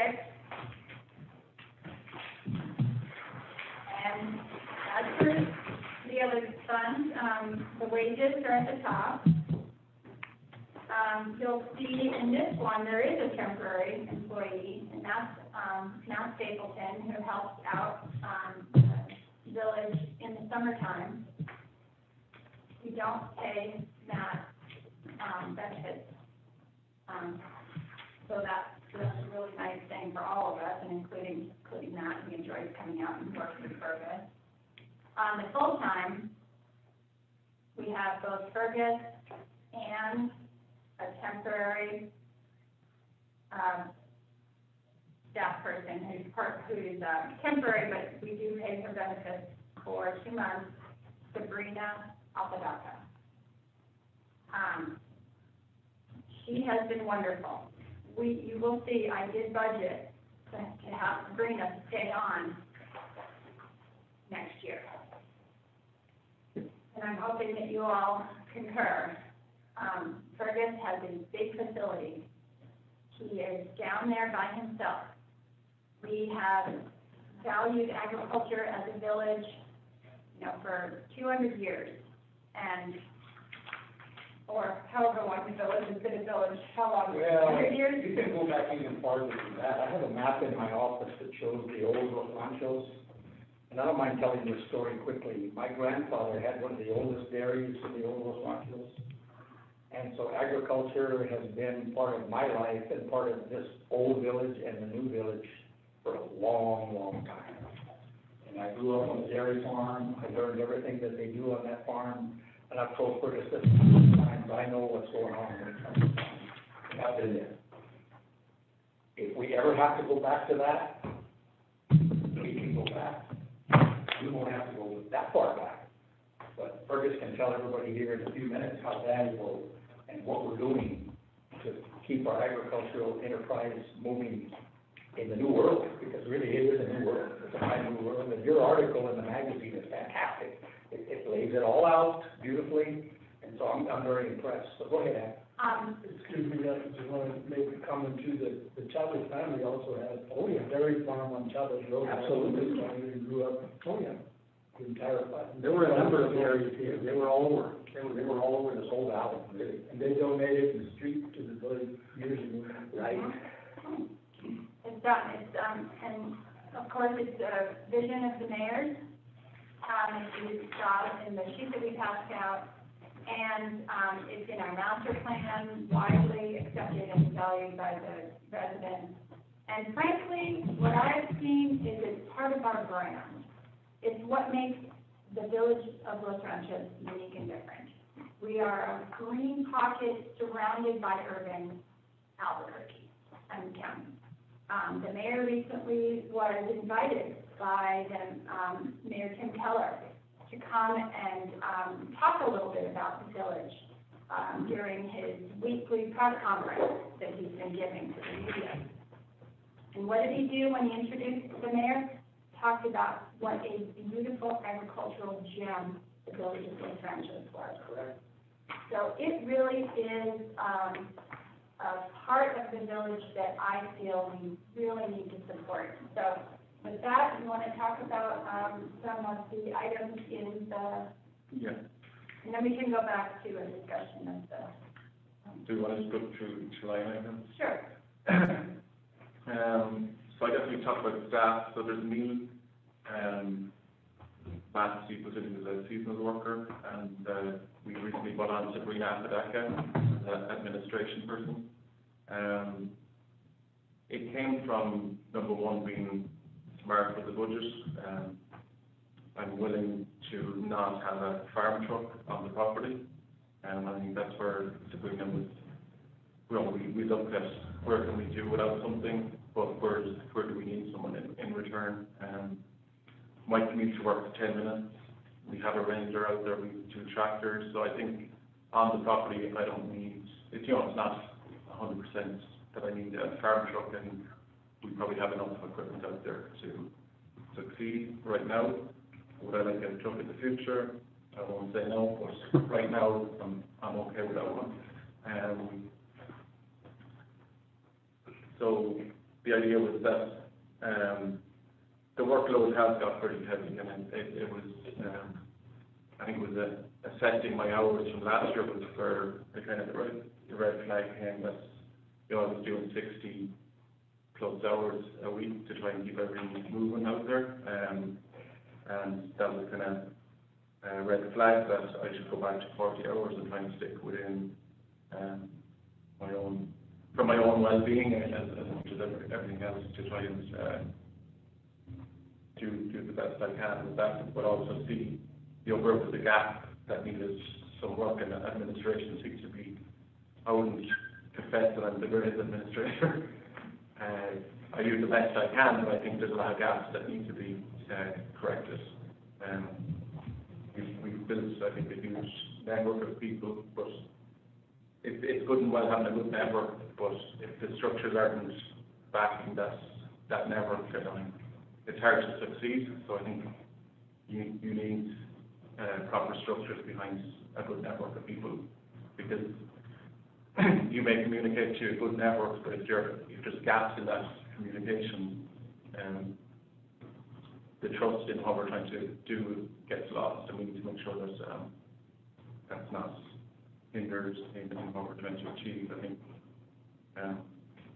I get that connection with the mayor, and that I understand, you know, I come from a family that's 100 years on a farm in Ireland, 75 acres, and I understand what agriculture means to a community. I think it's to me, it's kind of the fabric of this community. We want to make sure that we don't lose sight of that.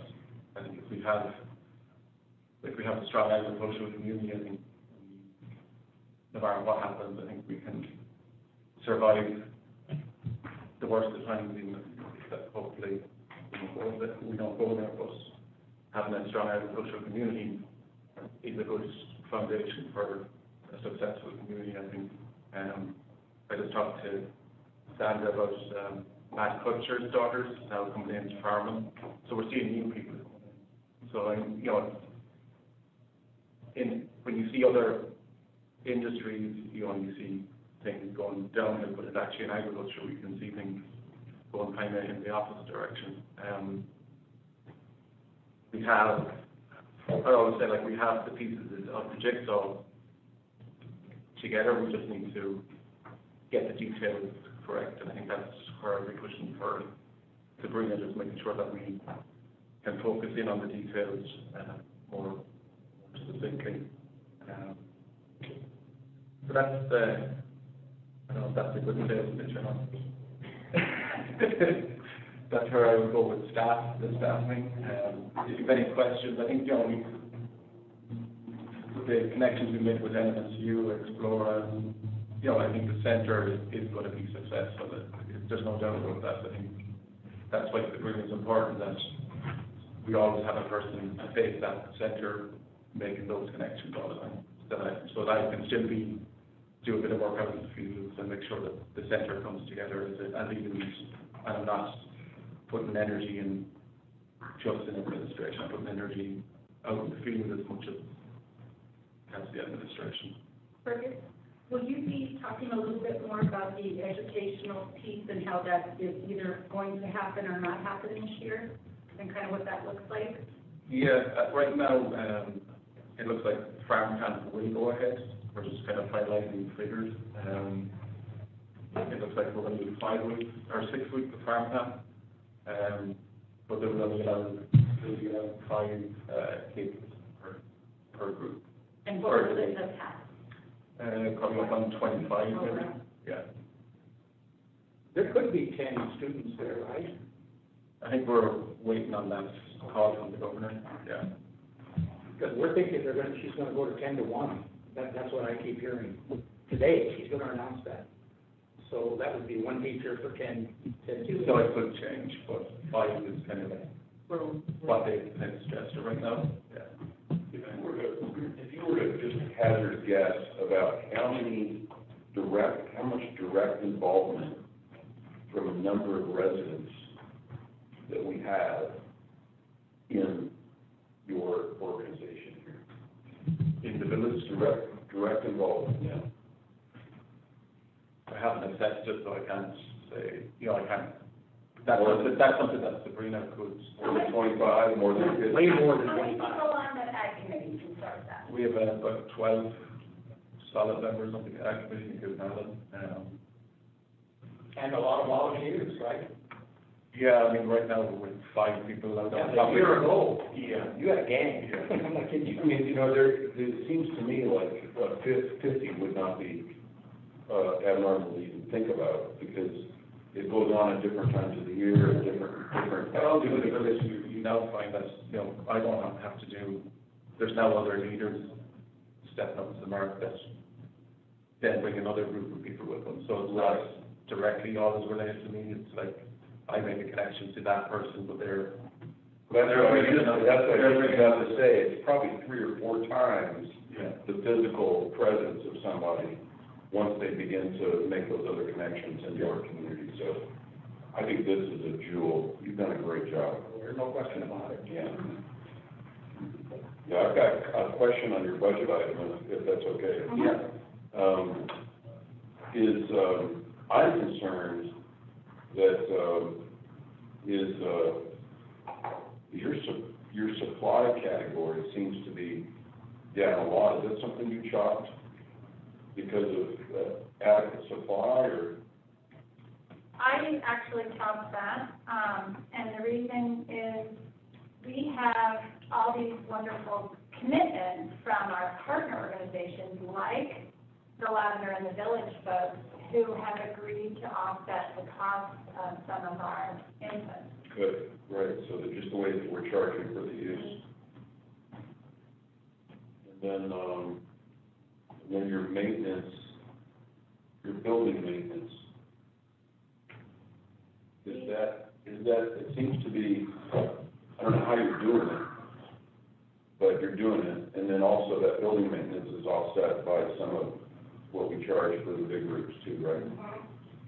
And we also have a really terrific facilities crew here that often go down and fix a broken doorknob and so forth.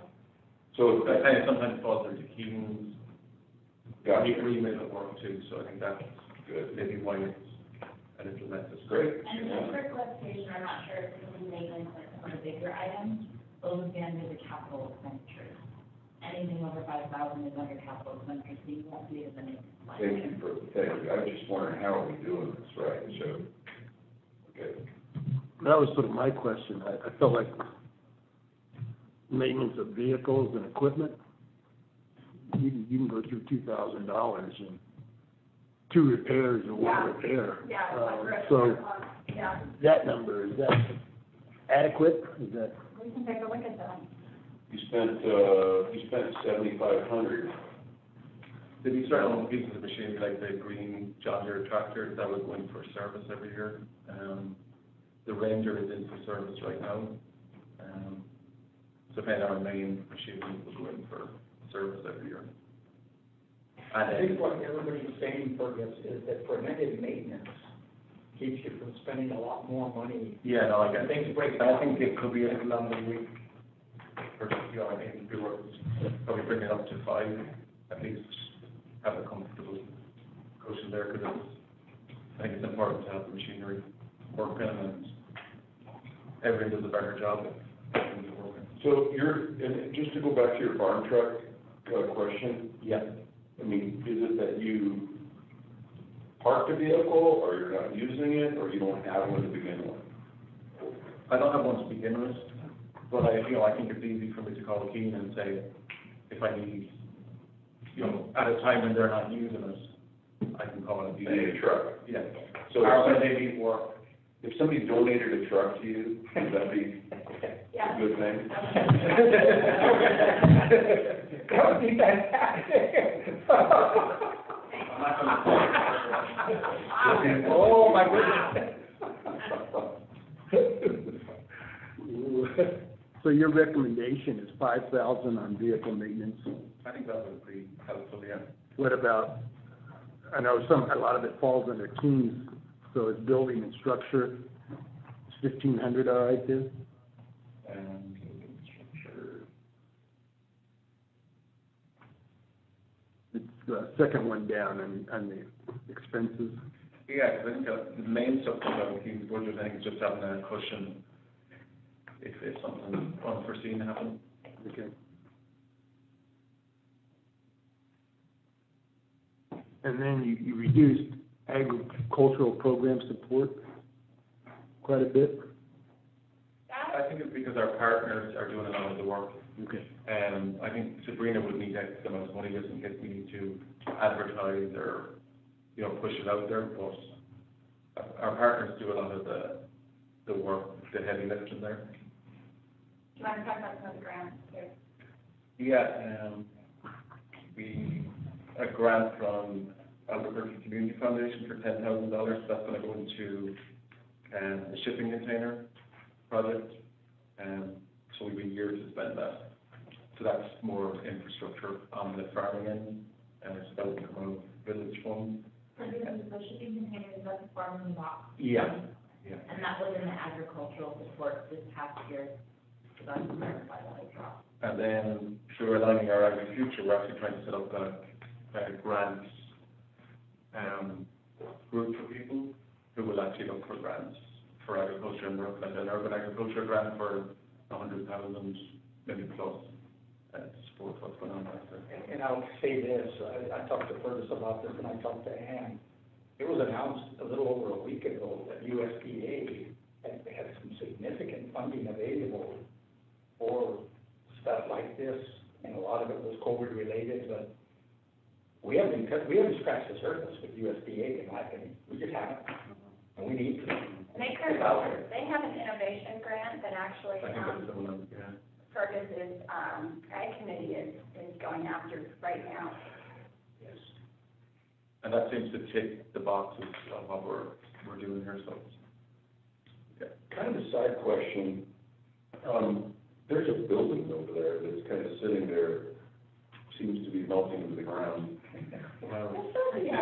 Is that gonna be is that gonna end up being a real costly situation for us here at some point?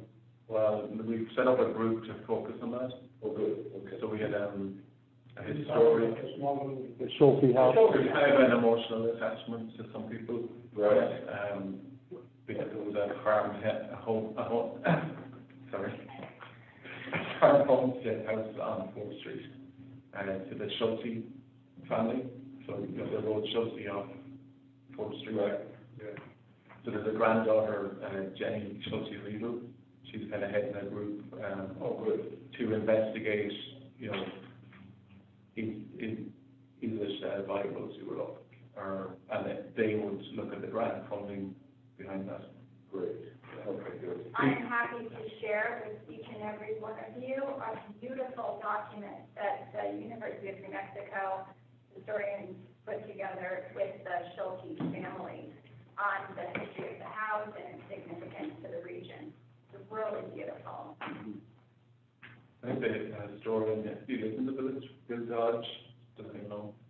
He's kind of worked with 2 students from UNM, architecture department, and they were the guys that put that presentation together.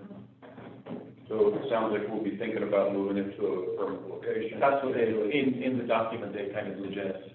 We kind of parked it right in the middle. That's exactly what they did, you know. It was initially parked on the back side of the Agri-Nature Center when the front door used to be on the south side. Gotcha. Now we've rejiggered the Yeah. driveway.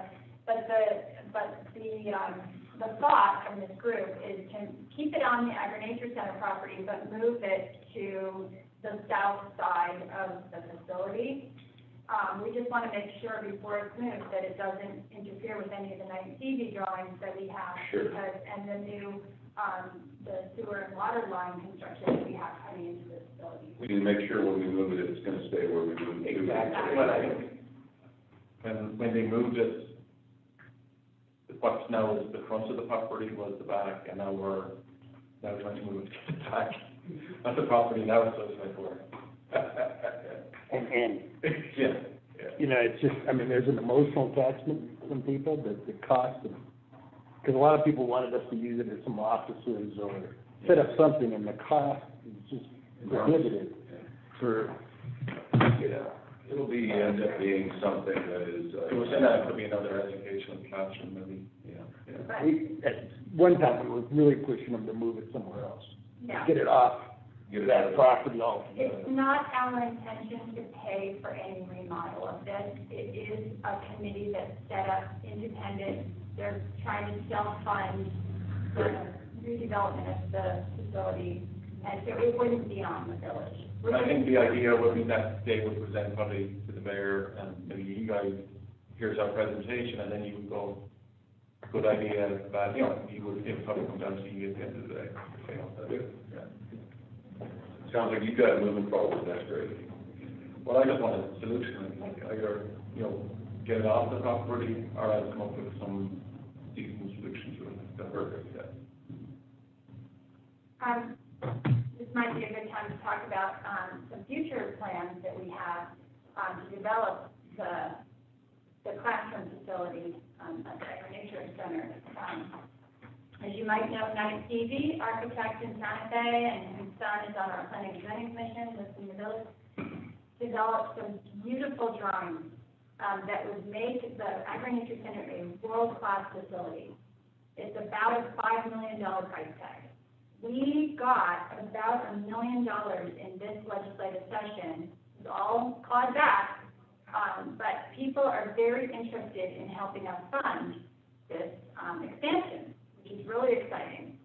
In fact, so much so that we got a call from DFA asking us if we would still consider selling the bonds for that capital outlay if we could wait till December. And of course, we said yes. So I think it's because our governor used to serve on the agriculture committee in Washington. She has a soft spot in her heart for agriculture. She was particularly interested when the mayor met with John Bingaman, her chief of staff. The one project they were gaga over was this expansion of the Agri-Nature Center to make it a real world-class education facility for agriculture in the middle of our largest metropolitan area. And it's like the central park of Albuquerque.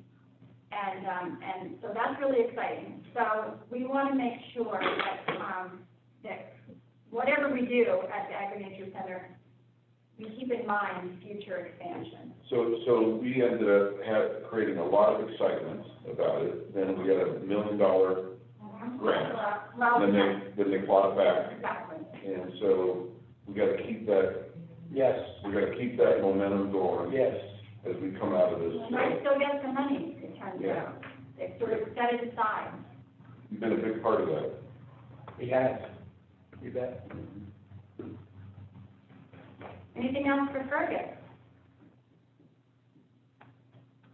Great job, thank you. No question at all. Thank you, Fergus. Thank you, Fergus. All right. Hold on, Fergus. So, let's go back to page 5. Talk about public safety and public facilities. Thanks, Fergus. Okay. I kept rolling over. I think public safety is one item, isn't it? Yes, public safety. If I can just go back just for a second Sure. to, are those still the plans that Larry had drawn? Yes. Yes, yes. Because he had one vision for the Ag Center, and I think as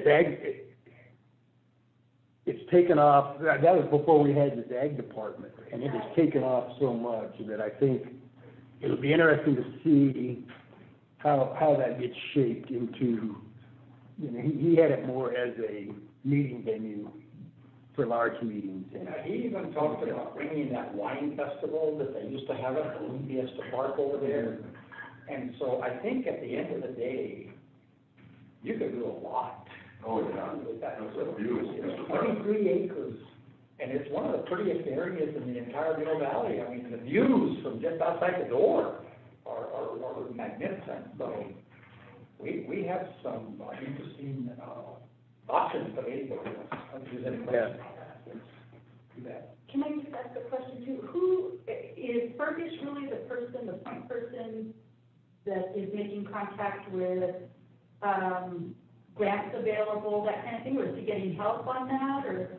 His ag committee is working with him, that's number one. And he is a point person, but he's gonna use Sabrina to do the administrative, a lot of the legwork. That's the bottom line. Because it does seem like there's more and more money now for ag, available. And then Ann, I can tell you right now, when I first got to know Ann well, you were doing a lot of this at Mid-Region Council of Governments. So it's not like Ann doesn't have some ideas and some contacts as well, so. I ran a policy, an ag policy group for 16 years at the Council of Governments, and so, have a pretty good breadth of understanding of where the grants are and, you know, what grants yield to small communities. So, yeah, we're definitely looking at that, but the ag committee, I don't want to underestimate, they're fantastic. They're really go-getters, they're out there, they're bringing this stuff to our attention. Dan Jerry is one of the ag committee members who is particularly, active, and he's the one who brought the ag innovations grant to our attention. The $100,000 grant that we're gonna try to grab. Yeah, because that is who we are, right? I mean, I think we all agree that, I mean, that's what we are known for, and that should always be our number one focus, really. Good. Anything else before we move on? Okay, public safety. Public safety is one of those issues that, I'm sure you all get calls about.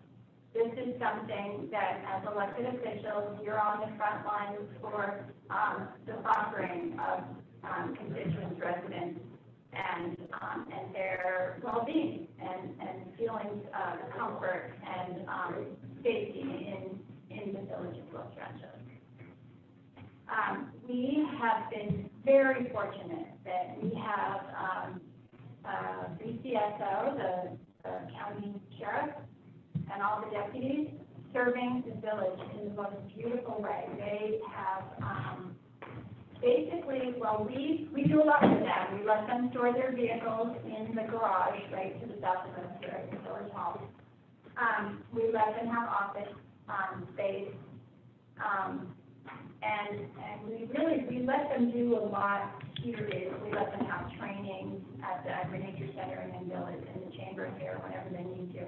And as a result, they turn around and provide sheriff service for us, police and sheriff service for us. We often remark, I'm sure you see the sheriff vehicles on Rio Grande. They do a great service for us, and we really don't pay them for it. Yeah, this got started quite a while ago. There was actually money in the budget several years ago to pay BCSO. But then BCSO made a decision, a fundamental decision within their organization that says, we have this command center on 4th Street. We have sheriffs that dedicate to the North Valley and they'll spend time in the village. And so we're getting a pretty good bargain. We're gonna have to pay them for that. And Captain Broderick Sharp, the commander of this North Area Command Center, has told me a number of times, and I find this beautiful. He says, I'm gonna keep this village pristine. That's what he told me. And he's done that. He's done exactly that. It's more of a partnership. Totally a partnership. Totally a partnership. So that brings us to this line item, and you'll see it went down dramatically, and that was me cutting, but it's open for discussion.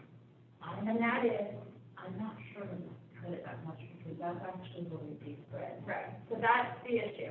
So it's, this $20,000 is the contract that we have with Fred Radosevich to be our public safety officer. He has been very valuable in many ways, both as the buffer to the BCSO. He has connections in law enforcement that go way back. He was chief of police in many communities. He's really been great. He gives you the updates on the COVID. He is also interested in stepping back He is on his like fourth career. And we just have to think about what is the value of having Fred on staff. There's a place to cut. Maybe we don't need him for everything. He has been great to allow the BCSO to work with the BCSO, and they don't charge us, and that might be the value of Fred right there. Here's my view of it. When the growers market wanted to get started in early May, I worried about how they were going to do it with the governor's orders, public health emergency. So Fred came and he made sure that everybody was doing things the right way. It's that kind of service you get from this man. And he's got the right experience, he understands law enforcement, understands all these other things. He sits on the Rio Rancho Planning and Zoning Commission, which is kind of interesting, I didn't even know that a month ago. So he's pretty valuable. So the real question is, do you want to cut all the way back, or do you want to give him some options? This takes about 1 hour, So, not very much. so this is, we want on an as-needed basis right now. It seems to me like, I always want to salute Fred, and, he's awesome. We all love Fred. So we all love him, and, but, maybe right now is just going on an as-needed basis for the time being, and because these relationships have been built. That's correct. They're there, and there, any one of us can drop by and let's visit the captain, and, let's make sure that we keep the communication open. Now, this fire is in a different section than this. Yes, that is So, different. but I think that, the Burlington County Sheriff's Office is doing a great job for us. They are. And I don't see that not continuing. So if Fred's ready to pull back and we're in the time that we are right now, we can always increase it again. So we can bring that up to 10, and then again, that's basically what he is. He's as needed now. He doesn't have a set number of hours, but he builds us to what he does for us. But even that role has really diminished a lot, so. Yeah. So it's really, it's like a policy decision, like how. You want a weekly COVID report. The weekly COVID report. Instead of a daily, Yeah, exactly, I mean, yeah. Well, It's up to you all. I feel like there continues to be an effort in Albuquerque to push the homeless, crime, everything out. And I think it's a matter of time before we have major issues on how we're going to deal with those in this village. We haven't had yet. We haven't had yet. And I guess I think at this time, and given the crime in New Mexico and Albuquerque, I'm not feeling like it's a prudent decision to cut back on a faith and a public safety person. I agree with you. I actually think the value that the individual brings to us is worth more than what we're actually paying. Right. That's my opinion. I just feel like public safety is huge, and it's a huge issue in Albuquerque and in New Mexico, and we, that's one of the real attractions for a lot of people in the village, and I just feel like it's not the right decision to cut back on public safety at this time. I mean, again, it might be something if the budget's worse than, if we're not meeting our revenue numbers or something, that we have to make some, that I think there'd be other places we'd try to cut before we cut public safety. Well, we also went, Alan, we had a skyrocket this year, right, on this. I mean, as far as not skyrocket, but it, where we had. We went up 50%. 50% increase, right? So if we took it up to 10, and to your suggestion, and try to live inside of that 10, and all of this is depending on what our bottom line comes in at the end. So That's correct. Okay, so. This is draft, and we can still Right, play with that. right. I'm So. just thinking if there was one area. I think safety in the villages has to be a priority, and I think that the village residents, they've come to to live that way. I mean, I know I have, I feel safe in this community, and I don't think we can, we can falter on that at all. I do agree. I would suggest you take it to 12. Okay? Use $1,000 a month and see if we can Let's try it. I like get that. that number. You know, when you're talking about the homeless, you see more and more of them, I'm assuming, in that park. They've had to come by and talk to them about, so they move on, they're coming around. They're hanging around. They're getting closer. It's coming. It's an issue we've got to get in front of, I think. Well, in some of our neighboring communities too, I start to hear about, cars being stolen and those come. And if we don't kind of keep our insulation. I do agree. Now remember, Fred doesn't do the enforcement, Right. he's just the stage. But it's like when I was growing up, we had officer friends, you all have an officer. Yeah, I do. He was the guy who was just everywhere, we always saw him, and sometimes that's a comfort, for sure. So, if that's a value to you all in the village and the residents, we'll I think it's expected from the residents and the responsibility of our job.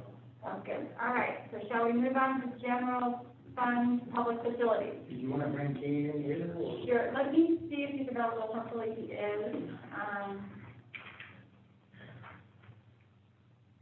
Tammy, I noticed you opened up, just go back a little bit on 1920, we made a name change to that category. Yes. And which is a lot easier for me to understand now.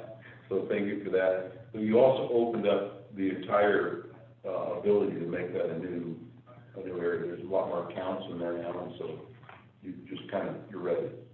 So We are ready. yeah, I see that. Yeah. Nice job. Will you text it in? Yeah, so he'll come in a sec, I can get started. So on team, we have no temporary employees this year, we decided to hold off, we have a college kid who comes back and helps us. But this year, we decided just with all the uncertainty that we would hold off. We have Keen as the supervisor, and he has 3 maintenance staff under him. We've got Garrett, in fact, all the guys, the ratios, photographs on our building, they're really wonderful employees. I mean, we can't imagine how hard it is to find good employees, and the fact that these guys just do whatever you want, no problem. We're very, very lucky. We've got Mark Garcia on the far left, Keanu Valdez, who's our newest employee. He's only been here, 9 months? And, Derek. Aldridge. Wonderful. So, they're out there 7 a.m., mowing, weed whacking, fixing we were able to get the street sweeper, cheap, because as soon as we got it, it needed a lot of work, and it just drove right in, got it up to the truck, and now it's ready to roll. I've seen it 2 times. Have you? Exciting, yes. So we just love these guys. As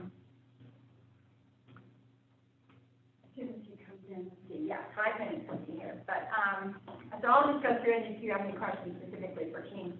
So on the gas and oil and so forth, his budget, initially, I think, last year, when they created Fergus's budget, they put half the gas in Fergus's, budget and half the gas in, Keene's, and then it turned out that Fergus was just always coming in and filling his vehicles up here.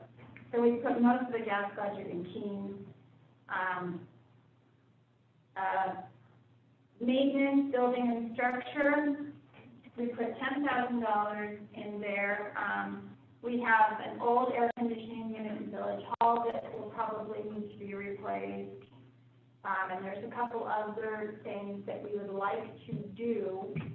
We can increase that even further if we decide to move Tammy and Danielle to an empty office that BCSO vacated in the back of the building here next to the judge's chambers.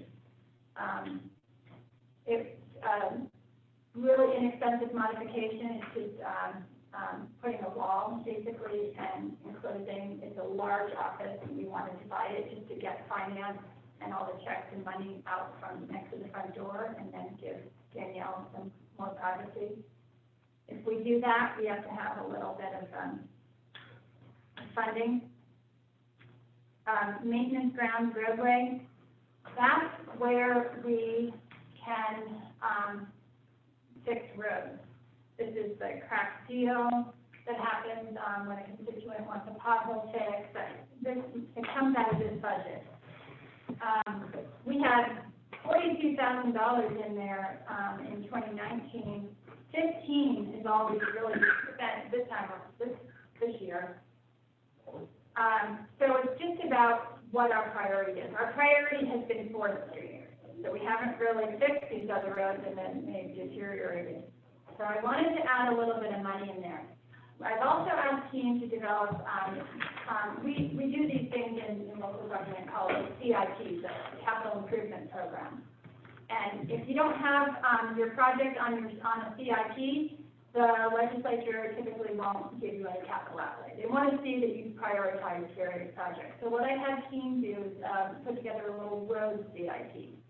With the worst roads getting the most attention and a price tag, medium to low grade. And that list is just always going to be there because, you get Tyler Road paved and then Chavez needs paving and so on and so forth. So it's just a revolving thing. 25 is nothing. I will tell you that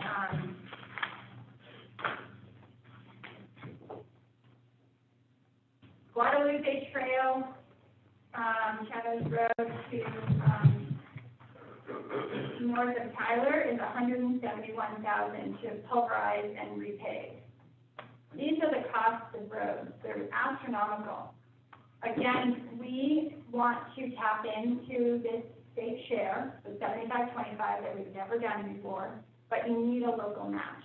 So I popped 25,000 in. It's open for discussion. Again, it's what Mayor said. If our revenues come in higher, we would like to put more money in there so we can get some of these roads. This should be one of the places to add, right? Absolutely. Yeah. Well, how does 25 differ then from the capital improvements, the roadway improvements? So the capital improvement. The 841. Yeah. So now that money is money that we save for forestry, and we can use that also on our local roads. We had anticipated carrying that money over and putting it into forestry phase 2. If we've got a match, it might not be a bad idea in the short run to grab the match. Yes, yes. So just a little bit of strategy. Exactly.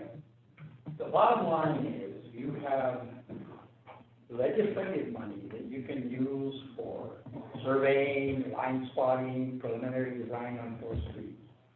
And the rest of this money, depending upon how our month-to-month income comes in, if it's a little bit better, that would be great. But even if it matches what we are, we still would have money to use for the match.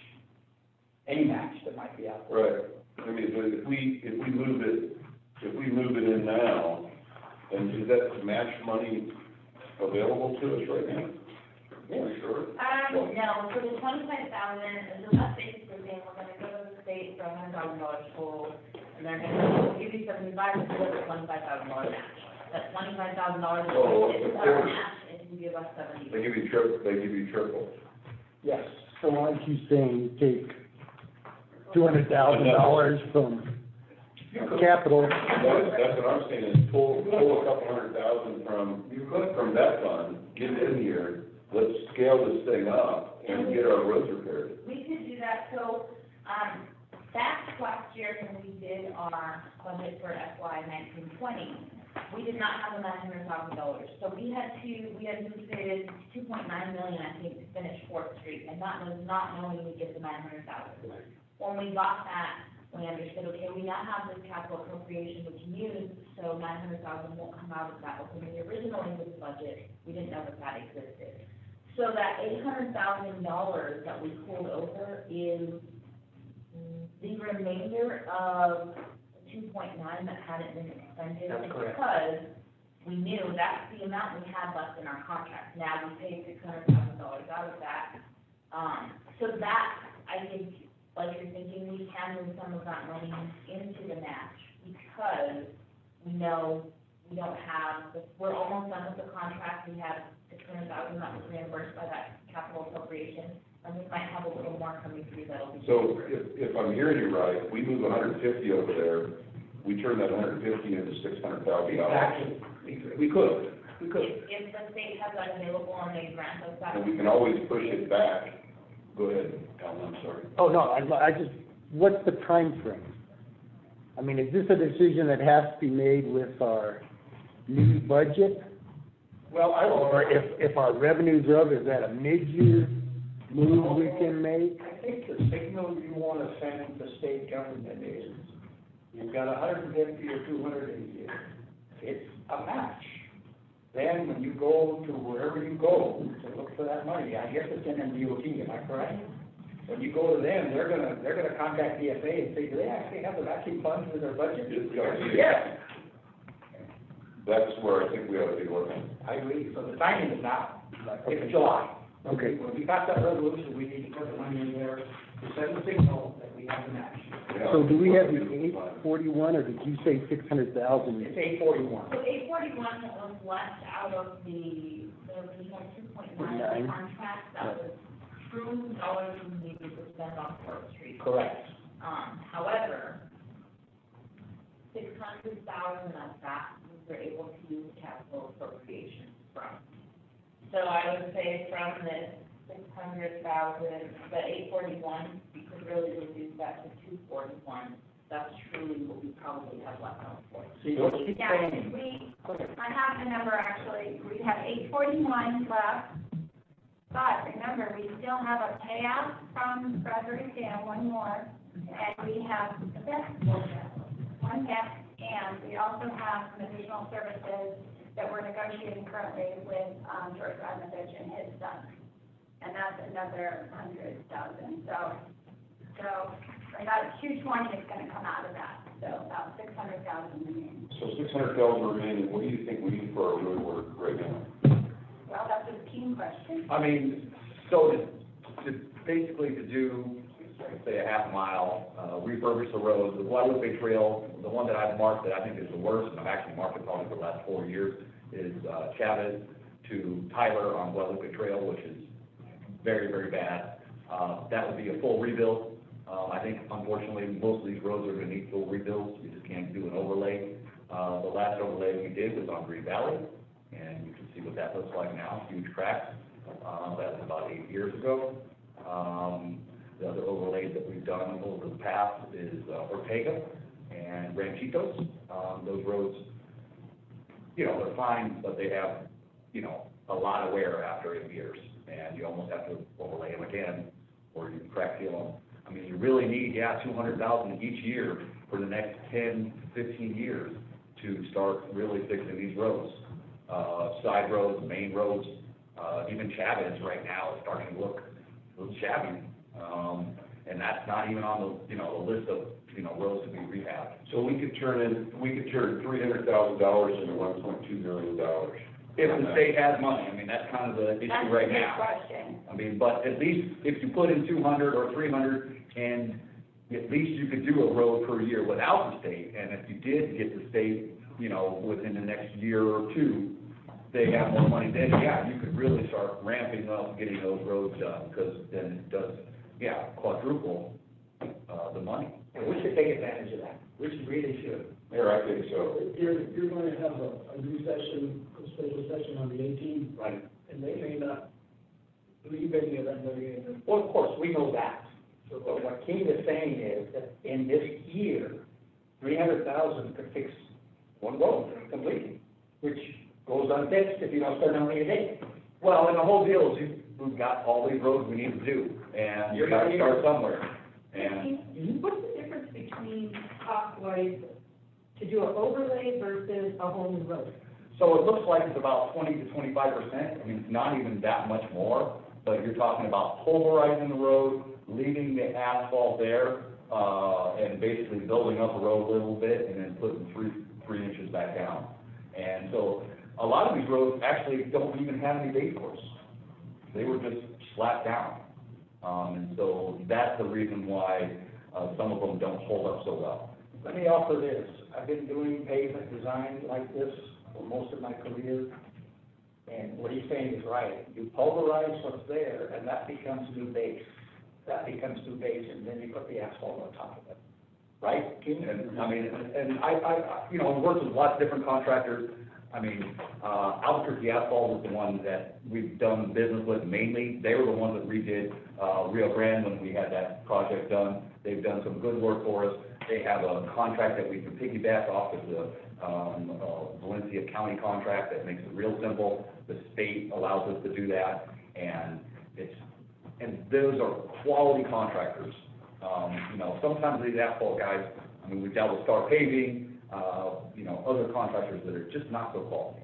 And it's important to have that, I believe.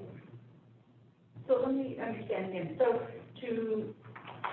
to rebuild a road, you're saying that the existing road would be pulverized, and then a new road would be placed on top of that road? Right, and striped. And of course, if it, you know, some of these roads can't even be striped. Guadalupe Trail, there's a lot of roads that actually can't be striped, but it's these small roads, but some of them can be. But yeah, you pulverize the whole road, and then you're gonna go ahead and, you're gonna compact that to 95% compaction, and then they're gonna grade it the way we want it to. We can also get it slightly graded, so we can push water to a certain size, and we can put in drainage as needed. There are some areas, there's probably 20 or 30 areas around the village that we get calls on heavy rain drainage issues. We've been doing them slowly as we go along, and so drainage is also kind of a big thing. And we try to do a drainage that basically the same thing as what they're doing on 4th Street is recharging the aquifers. So we try to put it under the ground and hold that water in a basin.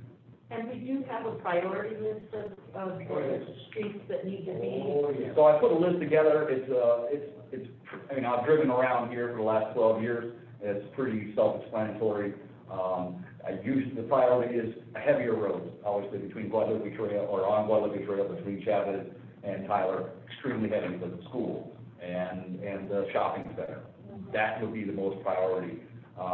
And so by priority, yes, there are lists. Most of it's in my head, but yes, we have put a list together for that. So if we move some money from the capital side into this, then it's just a matter of us building that back up. Yes, exactly. And in order to do our 4th extension, and it seems to me like without roads, we got real problems. No, we have to. So we've got to do something there, and then if you could grab that matching, I mean, that's huge. You get 3 times your money, 4 times your money. If they have the money. If they have the money. Yeah, and we should go after it. Well, we should be. We have to go after it. Remember, they love us. They love us. They love us. Don't they? See, what Tammy is saying is that a year ago, when we couldn't put the 900,000 in the budget, we had to say 2.9 is what's left and it's forced it. Right. But now that you have that 900,000, it only cost us 6 to finish it out. You still have the 300,000 left, and that's got to be spent on 4th Street. So the appropriation says that 300,000 has to be spent. So that's how you do the surveying, the line spotting, and the preliminary engineering. So we're in a great spot. We're in a really good spot. Let's repair roads.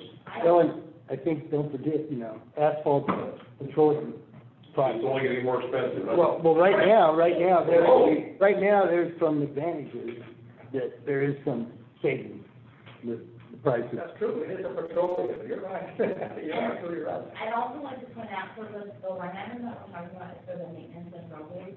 I think we leave that 25,000 alone, and the actual carryover that the match that you guys are talking about, that actually is not going to show up in the general fund. Because when we need to show the state that we have a match, it's Where do you show it? going to be in fund 216. I see. So that's our municipal street fund. Right now, we have $366,000 in that fund. And there is, you don't have it on the budget sheet, but in the cash report, you would see it, and right now, there's a road improvement line item, that's where we would put that match, so that we can show that that is for road improvement specifically, not just for maintenance. Good for clarification. Yes, and so that's where we would actually move that into and show, where it would be at. So if we move $200,000 and that leaves $41,000 technically in that account, is that right? No, The capital improvement's gonna be down to 241 roughly? Well, that takes 600 out. Right. yes. So if we take the 600 out, so we move 200 out of there for roadways now, but we're committed to showing the state and to filling that 200 back up as quick as we can. Yes. What kind of time frame will we get caught in a bind if we haven't filled it? Well, you have a whole year. So it's the whole year. The whole year. Yeah, you have a whole year. That's a 48080?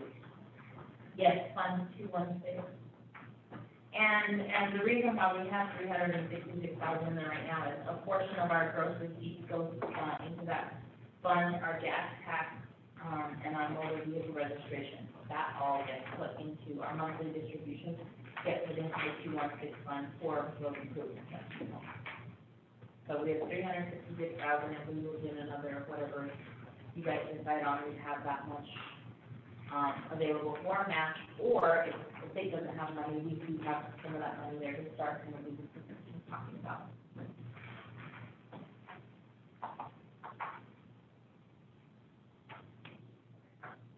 These fund revenues, like, and we don't have that in our package, do we? Is that? I just giving you the capital fund, It's in the cash report. but it's in the capital. Yeah, I've got it, yeah, the cash report, yeah. So, Anything else, before we jump on to the other stuff, anything else for Keene and this facilities budget? so just to clarify, the maintenance, the 25,000 that remains in there would be for small maintenance Crack that steel, we do our, potholing. what kind of, do you do all that yourself? So it's mainly potholing is what we do ourselves, and street maintenance. It would be also to sub out, if I needed to sub out, a small project. Crack seal, I can also get match funds on that, so I'm not planning on using it specifically. Would you use it for a French drain? I would use it for French drains, Area drainage. flood water. And some of that is, like I said, I sub some of it out, and then I buy some of the material ourselves, and we install it ourselves. We try to be as flexible as possible. But I think we did pretty good. I mean, last year, I tried to spend as little as possible, because this is the first time we actually had a budget, and so I wanted to see what the minimum was. And basically, these numbers are the minimum that I can do business. And we haven't spent much, and we still have more, but, I mean, it's always good to have, just in case.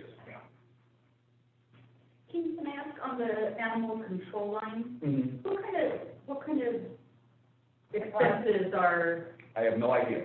I don't know what's on my budget. That's Dominic, and whenever you have, like, had to buy a new track, or, if you had to take, the admin up to the dump, those type of, okay.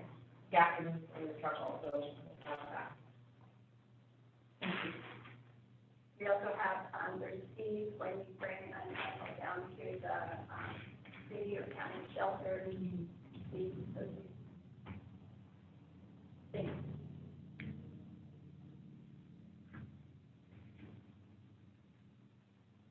Okay, thank you, Keene. Thank you, Keene. Okay, there are a couple more things I want to discuss, and then maybe we can take a break and hopefully get our lunch. If we turn to page 7, on the capital expenditures, Tiffany talked about that 21,000 on the equipment and machinery and software. There's $50,000 for capital buildings and structure. And I guess I could say, Some of this is a project that the mayor and I have been talking about, but it's also up for discussion, which is why I put it into it. I continually hear from residents, and you all, I'm sure you as well, who do not have a community center. That this village chamber is essentially the community center.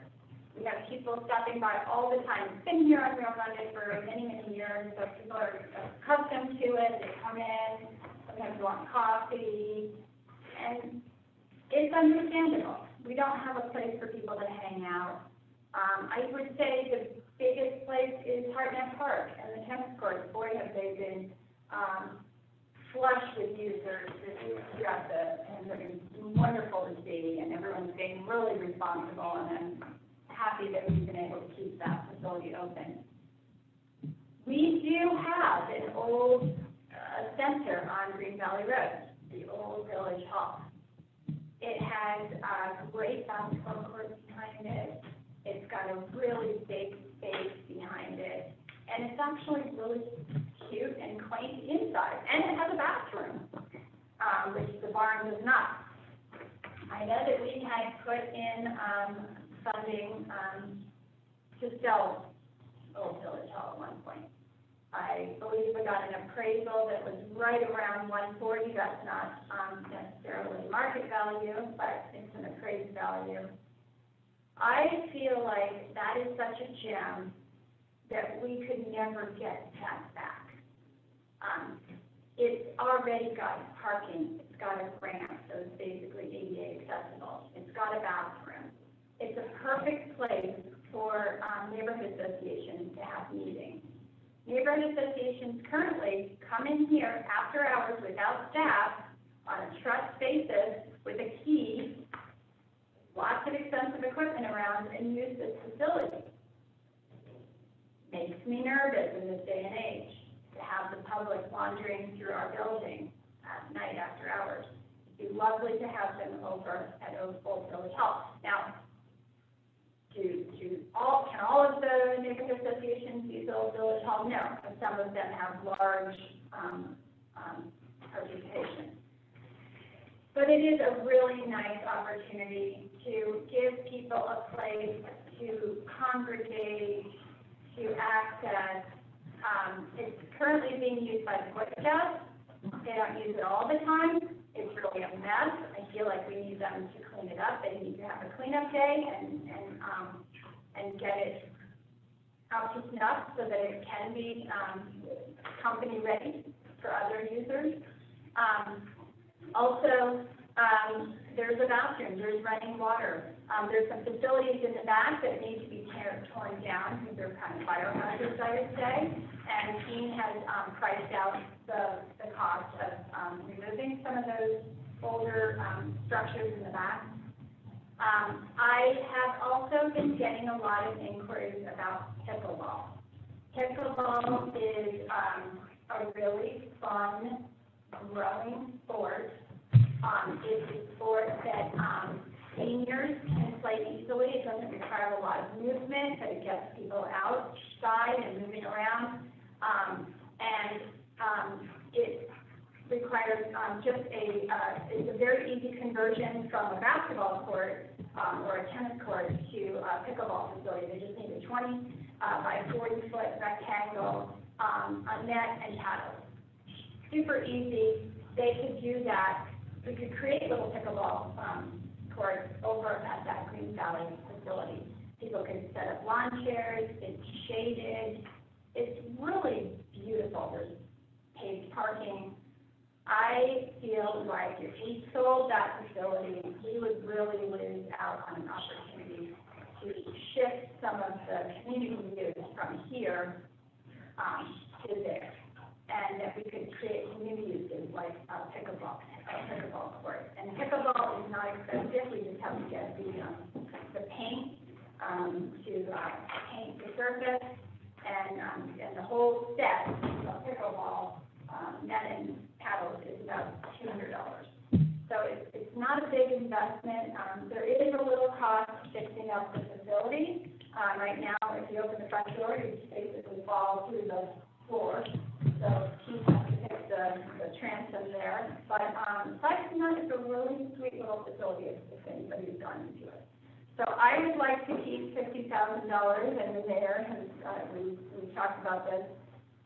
We'd like to put, a little bit of money in this capital outlay, to fix the village hall. Otherwise, people are gonna continue to use this facility, they're gonna use the barn, they're gonna put heaters in the barn because it's not heated, they're gonna, ask for bathrooms to go over to the barn, which is a huge expenditure. I don't know, I throw that out to you all as a discussion. Let me offer a comment very quickly. Ever since I became mayor, I thought about how in the world can we get started with a little community center that would serve a certain population in the village and everybody in the village, quite frankly. Years ago, and Pablo, you may remember, we actually had a person who ran senior affairs in the village. And that just disappeared, I don't know, 15 or so years ago. But you have elderly folks in the village who continue to want something like this. And I think we need to kind of go back to that. I kind of think that would be a good idea. I mean, our population is aging, there's no question about that. And we get folks who show up at the front door just wanting to come in here and have coffee. So that's kind of what's going on, Would you have to have someone there full time? I don't think so. I don't think so at all. Would they come here to like check out the key? Well, that's really the way we handle, any of our facilities. And remember, we just created this whole facility policy, and we have rules and regulations for the old village hall, and we don't charge them for village hall, because it's, very, can't be run down. I love the idea. I think that, again, we are an aging community. We don't want people to feel isolated at home. I think we're a community. Yes. And we should have a place where people can come and feel comfortable, meet their neighbors, stay active, which is a critical piece. And I know when I was working on the master plan, that was a point that a lot of residents made, is we want to get out. We want to, whether it be transporting them to a senior citizen facility, they want things to do. And I know we're lucky enough to have walking available to us, but a lot of these residents are getting to the point where they can't, but could drive there and still feel a sense of community. And be outside. Exactly. If they want to. No, I think it's a fabulous idea. When she brought it to my attention, I said, wow, I hadn't thought about it like that. But yet, without a true, even small community center, today we have nothing other than this place right here. And we're in a different world, so I completely support it. I love the idea of a community center. I think that's a necessary thing. You paint a beautiful picture, but I disagree. My family moved catty corner to that property in 1960, and the building was there. That was the village hall. So that's basically a barracks almost that is now 60-something years old. I mean, we still haven't figured out what to do with the barn. I mean, if you sold that property for $140,000 and you paid you $50,000, for $190,000, you can put a bathroom in the barn and you can heat it and you can turn it in. Because we got that and we're like, what do we do with it? And we still haven't figured out what to do with it. And I don't think this ancient property is the place to have our community center, is my feeling. I mean, I have not been in that building in 6 years. And so maybe go over there and walk around and look at it. But if we're going to spend $50,000, why don't you get another $50,000 out of the sale of that property and spend $100,000 at the barn, that's my feeling, because we've got the barn. And we just put a roof on the barn, and we still don't know how to use the barn because it doesn't have bathrooms and it doesn't have this. It's not going away. That's going to fall down someday. And so, I just feel pretty strongly that it's not the place to put our money, is my feeling. I mean, I believe strongly in the community. But I would like to go before I get into the I was skeptical as well until I went into the facility, and My thoughts are along the same way, just from economic historical part of that. You know, for $100,000, you could do facilities over here in the barn, and now all of a sudden we've got a rentable structure for events. That's been our problem with that, is there's no bathrooms. There's no facilities there at all, so we now can put kitchen facilities in there, it could be second off as necessary with partitions. I'd like to go visit both buildings as a field trip for us and look at our current facilities, all of them, including agriculture center. Because I think that we're pretty spread out here, so let's figure out what these things look like and put some thought into it. My thing is, Fourth Street's gonna require a lot of maintenance. Just maintaining the lights on Fourth Street is gonna be a little, we don't need that many pieces of property. The barn here, I know that's gonna be probably, I'm gonna get it, it'll be part of a proposal for the village center. And then this old piece of property on Valley, I think I've seen it spread out, and we're gonna have a bigger and bigger budget. And the pickleball here, got beautiful grass, families can come and picnic. You'd have to take off, paint a tennis court. I mean, there's a lot, but we have a lot of room right here. So I would say, I don't want to say no to the old village hall. Let's visit and let's make a call on this carefully. And that's what I'm not gonna dig out heels in seeing it. Let me just also start there, go ahead. I've been in there for years, but driving by it, it seemed like it would need more maintenance or more fixing up, and then it would, that would be worth it for an old building like that, because I know it's, but I like the idea of what you're saying, to fix up the barn, because this right now it's limited as to what you can do there. And, but fixing up the barn would cost quite a bit of money, because we need sewage, we need water, and property petitions, like you said, so. So maybe that's something we look at too over time. Maybe this year we do a piece, and following year we do another piece. So is that in the budget now, that 50,000? Mm-hmm. I put it in, right there. Capital, under capital. Capital expenditure. And which fund are we looking It's at? on page 7. Page 7, The general fund revenue. a couple above the road improvement. But, Oh, I see. but one other thing to keep in mind is, I don't know this for a fact, but I know that, planning and zoning staff has informed me that, there is a concern, that there are some,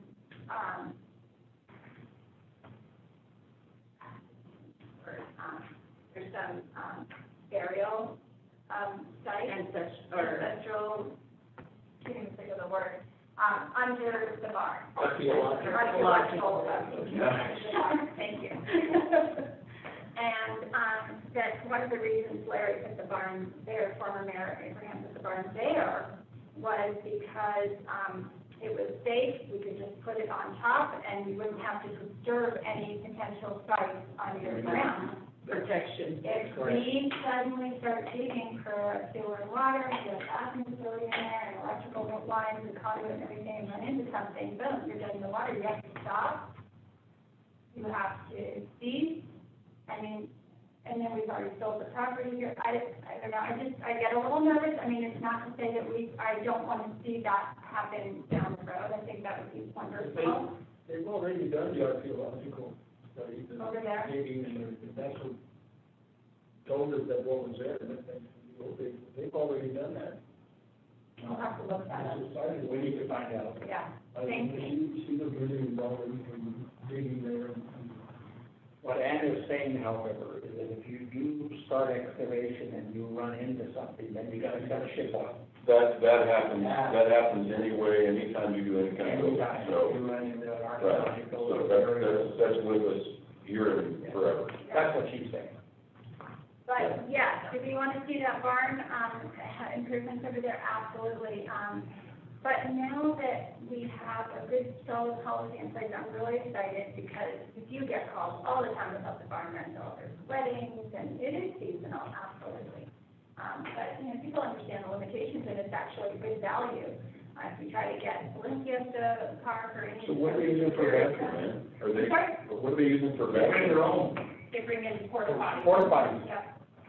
No kidding. Yes, oh, yeah. And some of the porta potties are nice, they're on a trailer, you know, so a wedding party can come and bring them back.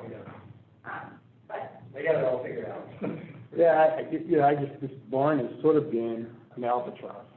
Yeah, We got it, I don't know what to do with it, it's there, we're getting a little more use out of it, yeah, but to me, it's the natural place to start focusing on putting a community center and get some real use out I of don't it. even disagree with that, I just think that that it's gonna cost. Oh, it'll take, if we got 140 for that property or 100, it'll take all 150, you know, there's 50 plus that, to make the first good lick on it, that's for sure. Okay. You know, but I'm willing to. We've raised the budget in a few areas already, and so maybe this is something that we should, let's defer. If we get a lot of extra money coming in, And we can. now we know where we can, and in the meantime, we'll study it. Let's say, yeah, I'd love to get you all over there, especially just to look at the back court, the old, basketball court is so beautiful right now. I mean, it's shaded and it's quiet and it's just a perfect place for, Yeah. I just see people on lawn chairs and it would be hard to take over some of these courts for pickleball. Because pickleball is going crazy. Pickleball was like one of the largest sporting events at the senior games last summer. Believe it or not, it is huge. And in fact, I want to learn it because I heard They it's just really built a fun. new master plan community outside of Phoenix, and they put in 30 pickleball courts for this master plan community. I mean, It's the biggest fit in Minnesota. When it gets nice now, they've got thousands and thousands of pickleball players. All I mean, it's really, I've played it, and it's a great game. I feel like, I don't know, it would be, come check it out. I keep looking at that thing, thinking, oh my gosh, it'd be so wonderful. Now, what are neighbors gonna say over there? If all of a sudden, you know, you're gonna get some pushback Parking from, noise, you're gonna get pushback from neighbors that are used to nothing going on in that building. So, I think this is something we've really gotta get in front of with a strategy for the next few years. You know, it's sort of, you know, we've sort of got the Schulte House over here, and we've got Green Valley over there, and up until a couple of years ago, I thought it was agreed, you know, we went out and got the appraisal, and I thought Green Valley was getting sold, and then it got, you know, sort of nothing happened with Fourth Street. we've gone back and forth. Yeah, and so, you know, it's not gonna I think right cause now, you sleepless nights, I think it's just trying to figure out how much maintenance we can afford for this village, and how many people, and now with the increased maintenance of Fourth Street, it's, you know, we need to be careful how many facilities we have. So that is all I had. Did you all have any other thoughts, comments, questions? Yeah, I really like the idea of this match fund if the state has it. I'm trying to understand how we can sort of pull that back, because I think what we're in essence doing is writing a $200,000 check with money we don't have necessarily. I mean, if all of a sudden we get heading in, if the numbers are worse than we think, or this doesn't bounce back, and all of a sudden we're going, oh geez, you know, now we've only been able to put $10,000 back into that fund, and we need to have $241,000 in there. So I'm just, can't we vote for a shift between the funds and move it back out? You can. Okay? where would we move it back out? Well, wherever it's needed. Because we won't know state, when, you know, has the funds, Well, we may know more after the special session. right? So then that could be something we could decide That's correct, in July. in July. Yes, I say we don't decide today, we understand the way Yeah, it would be. no decisions today. Yes, Yeah. yes. I think that makes sense. When we get into, I have just a question overall, that we didn't get into this is all general fund. Is there a reason why we didn't continue down today, on today's group session? Most of the activity is in the general fund. Mhm. Most other funds are, like, all of the capital appropriations of 300 funds, those are all from capital, and state appropriations that we get from the state where we, don't really, if we get nothing, like $900,000 last year, then we're gonna extend the 900,000. So those ones, I mean, there's not enough activity. The other one is like the bond fund, the only thing we have is the bond payment that comes out of that. So really, since the bulk of our activity is general fund, that's what we focused on, and then this is what we This is presented last year. discretionary, basically. Right, but I wanna bring up again, that we brought up in the last meeting, that we've got a issue between fine arts and agricultural, which those names are completely wrong, that we need to get that solved. Because we're double spending when we shouldn't be double spending, and it's because two groups don't get along. Forget that. It's wrong. Well, just so you know, the craft is, we've kind of extricated them from our budget. We are no longer going to see their bank. They, found a way, they got their own TRS number, they got their own bank account with our help, and we are no longer supporting. So the new budget will reflect that change, then, I would assume. Okay, good, I'm happy with that. Yeah, so, Thank you. and the, farmer's market is working on it. It takes a little longer because, you know, the farmer's market, they're not business people per se. They're, you know, some of them are, some of the growers are, but a lot of them are just people that have excess product in the garden, and we want to encourage that, of course. Absolutely. That's what we're all about. Nevertheless, Colleen Montoya has done a great job in getting the CRS number. She's trying to get a bank account on the insurance. We have been floating them with our insurance because it's kind of an extension of the village and they're on our property. They are trying to get their own insurance from the New Mexico Farmers Marketing Association, but that insurance doesn't kick in until October, November timeframe for whatever reason. So again, slow extrication, but we are. We're providing support for the agricultural piece. Exactly, on the And craft side. And crafts can tag along in there, right? Which is great. And, you know, one of the expenses I think that doesn't actually come to your attention is, the advertisement in here. You know, we don't collect funds from them for these. And so these are just, you know, little things that add up. Sure. So we're definitely looking at that. And I haven't talked to Colleen yet about potentially advertising the market with both the craft side and the farmer side. But that's definitely an area that I hope to bring up with them. Right? And do see that as kind of. You know, we paid over safety for $10,000, and there's $10,000 there to take care of that. Exactly. So, thank you. Yeah. I would just like to say, I think you guys have done a tremendous job. I do too. I think this is a very scary time, and we don't know, and I think you guys have taken an excellent approach to it, and I sure hope that the projections we've made are, you know, oh man, they're not near that negative, or it bounces back much quicker. But I think you guys have really done a great job of preparing the village with this budget for what could quite possibly come. So I want to congratulate each one of you guys. Very much so. Tammy, thank you, and thank you for grabbing a hold of this thing. You have just been tremendous in working this through. You have a very good understanding at this point. Oh, yeah. You learned a lot in 5 months. When you Well, we say keep on your building life, it anyway, and- feels like 5 years. Man. Positive, good by me. Just one of the people that I work with. Oh, So, absolutely. and Tammy, you've come a long way Yeah. in taking over the position and then having a baby, and Yeah, well, back. Having coronavirus and everything, it's. We feel your presence here, yeah. It's obvious, you know. One thing that I didn't mention that I probably should have underlined. You'll notice that all of the employees, was from this year, which means, there were no raises or COLA added into the budget.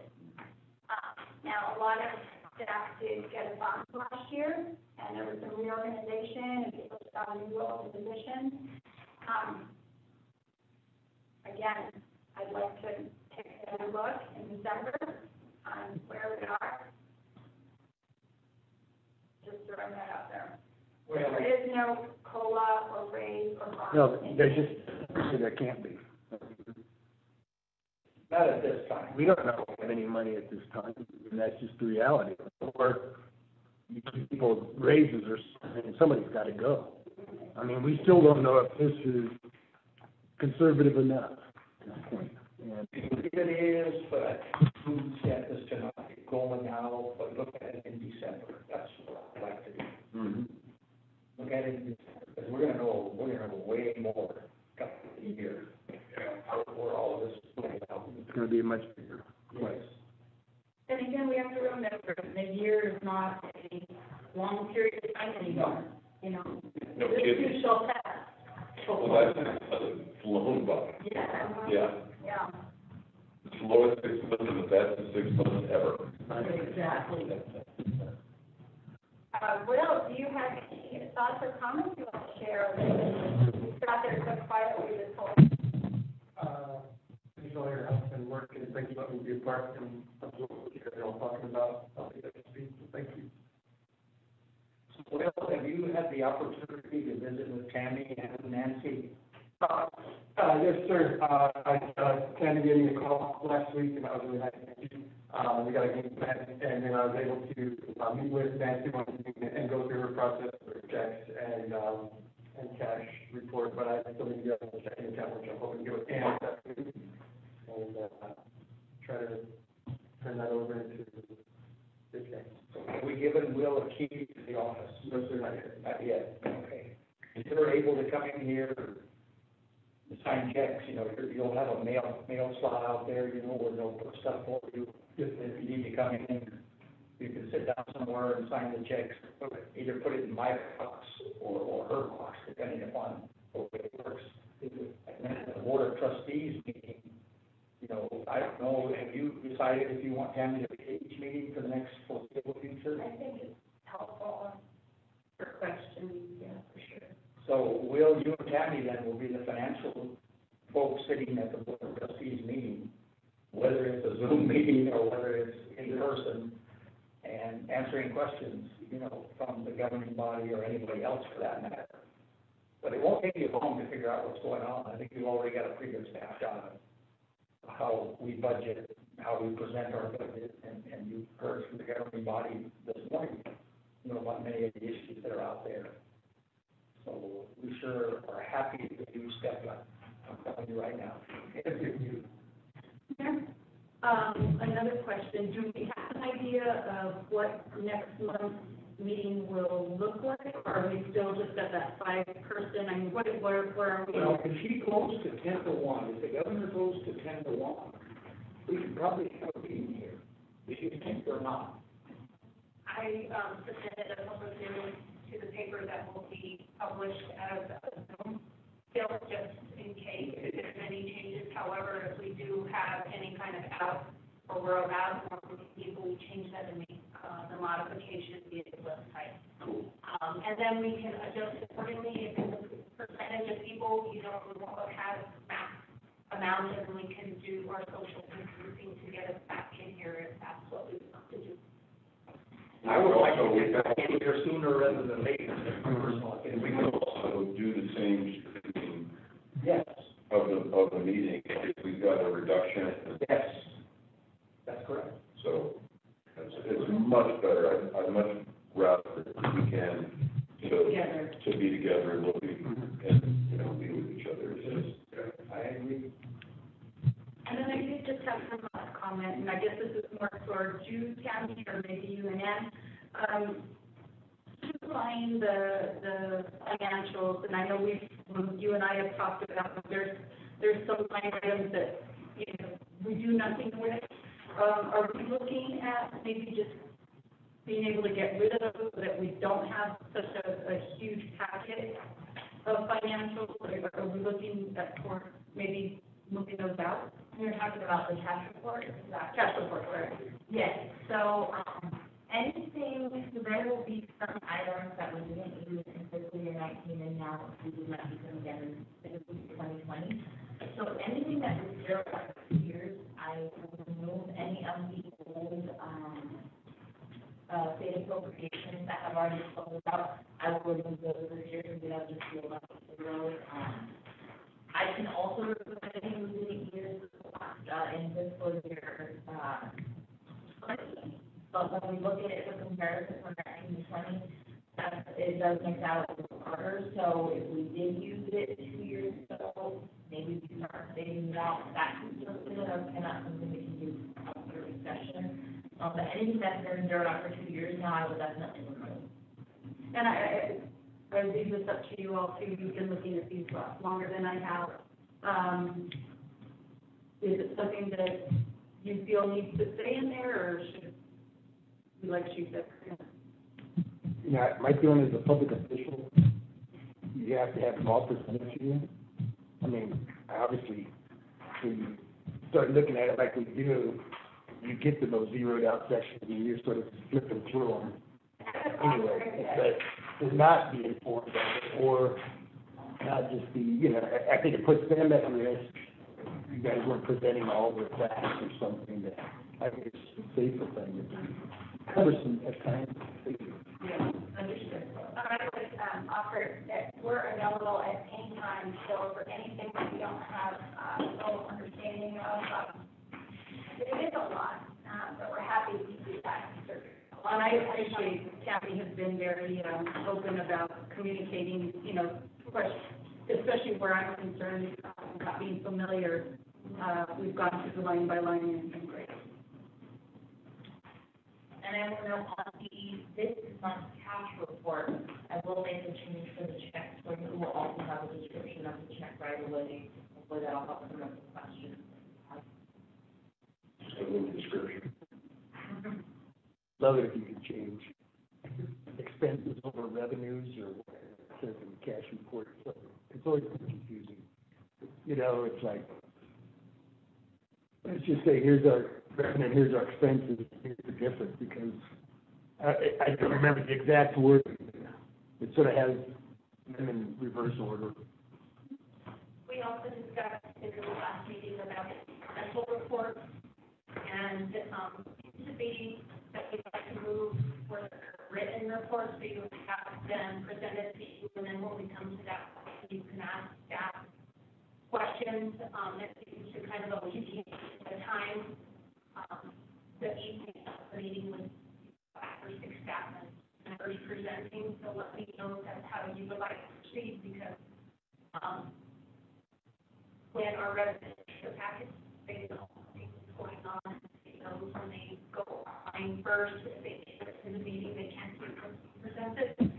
So if you're going to make that change permanently, I can start incorporating that in the next meeting and forward with that, if you so choose. I actually like that a lot. Thanks for bringing that up, because I flew right past those, thinking that we would be here from anyone. Sure. So it just, you need to take the time to read through those more carefully, to and develop some questions. Yeah. So that was, yeah, I'm good with it. And happily available for those questions, whether we're on Zoom or we're here. But just so that gives you an opportunity to say, oh yeah, or I saw, or I want a little bit further information regarding that. That's a great opportunity to do that. Perfect.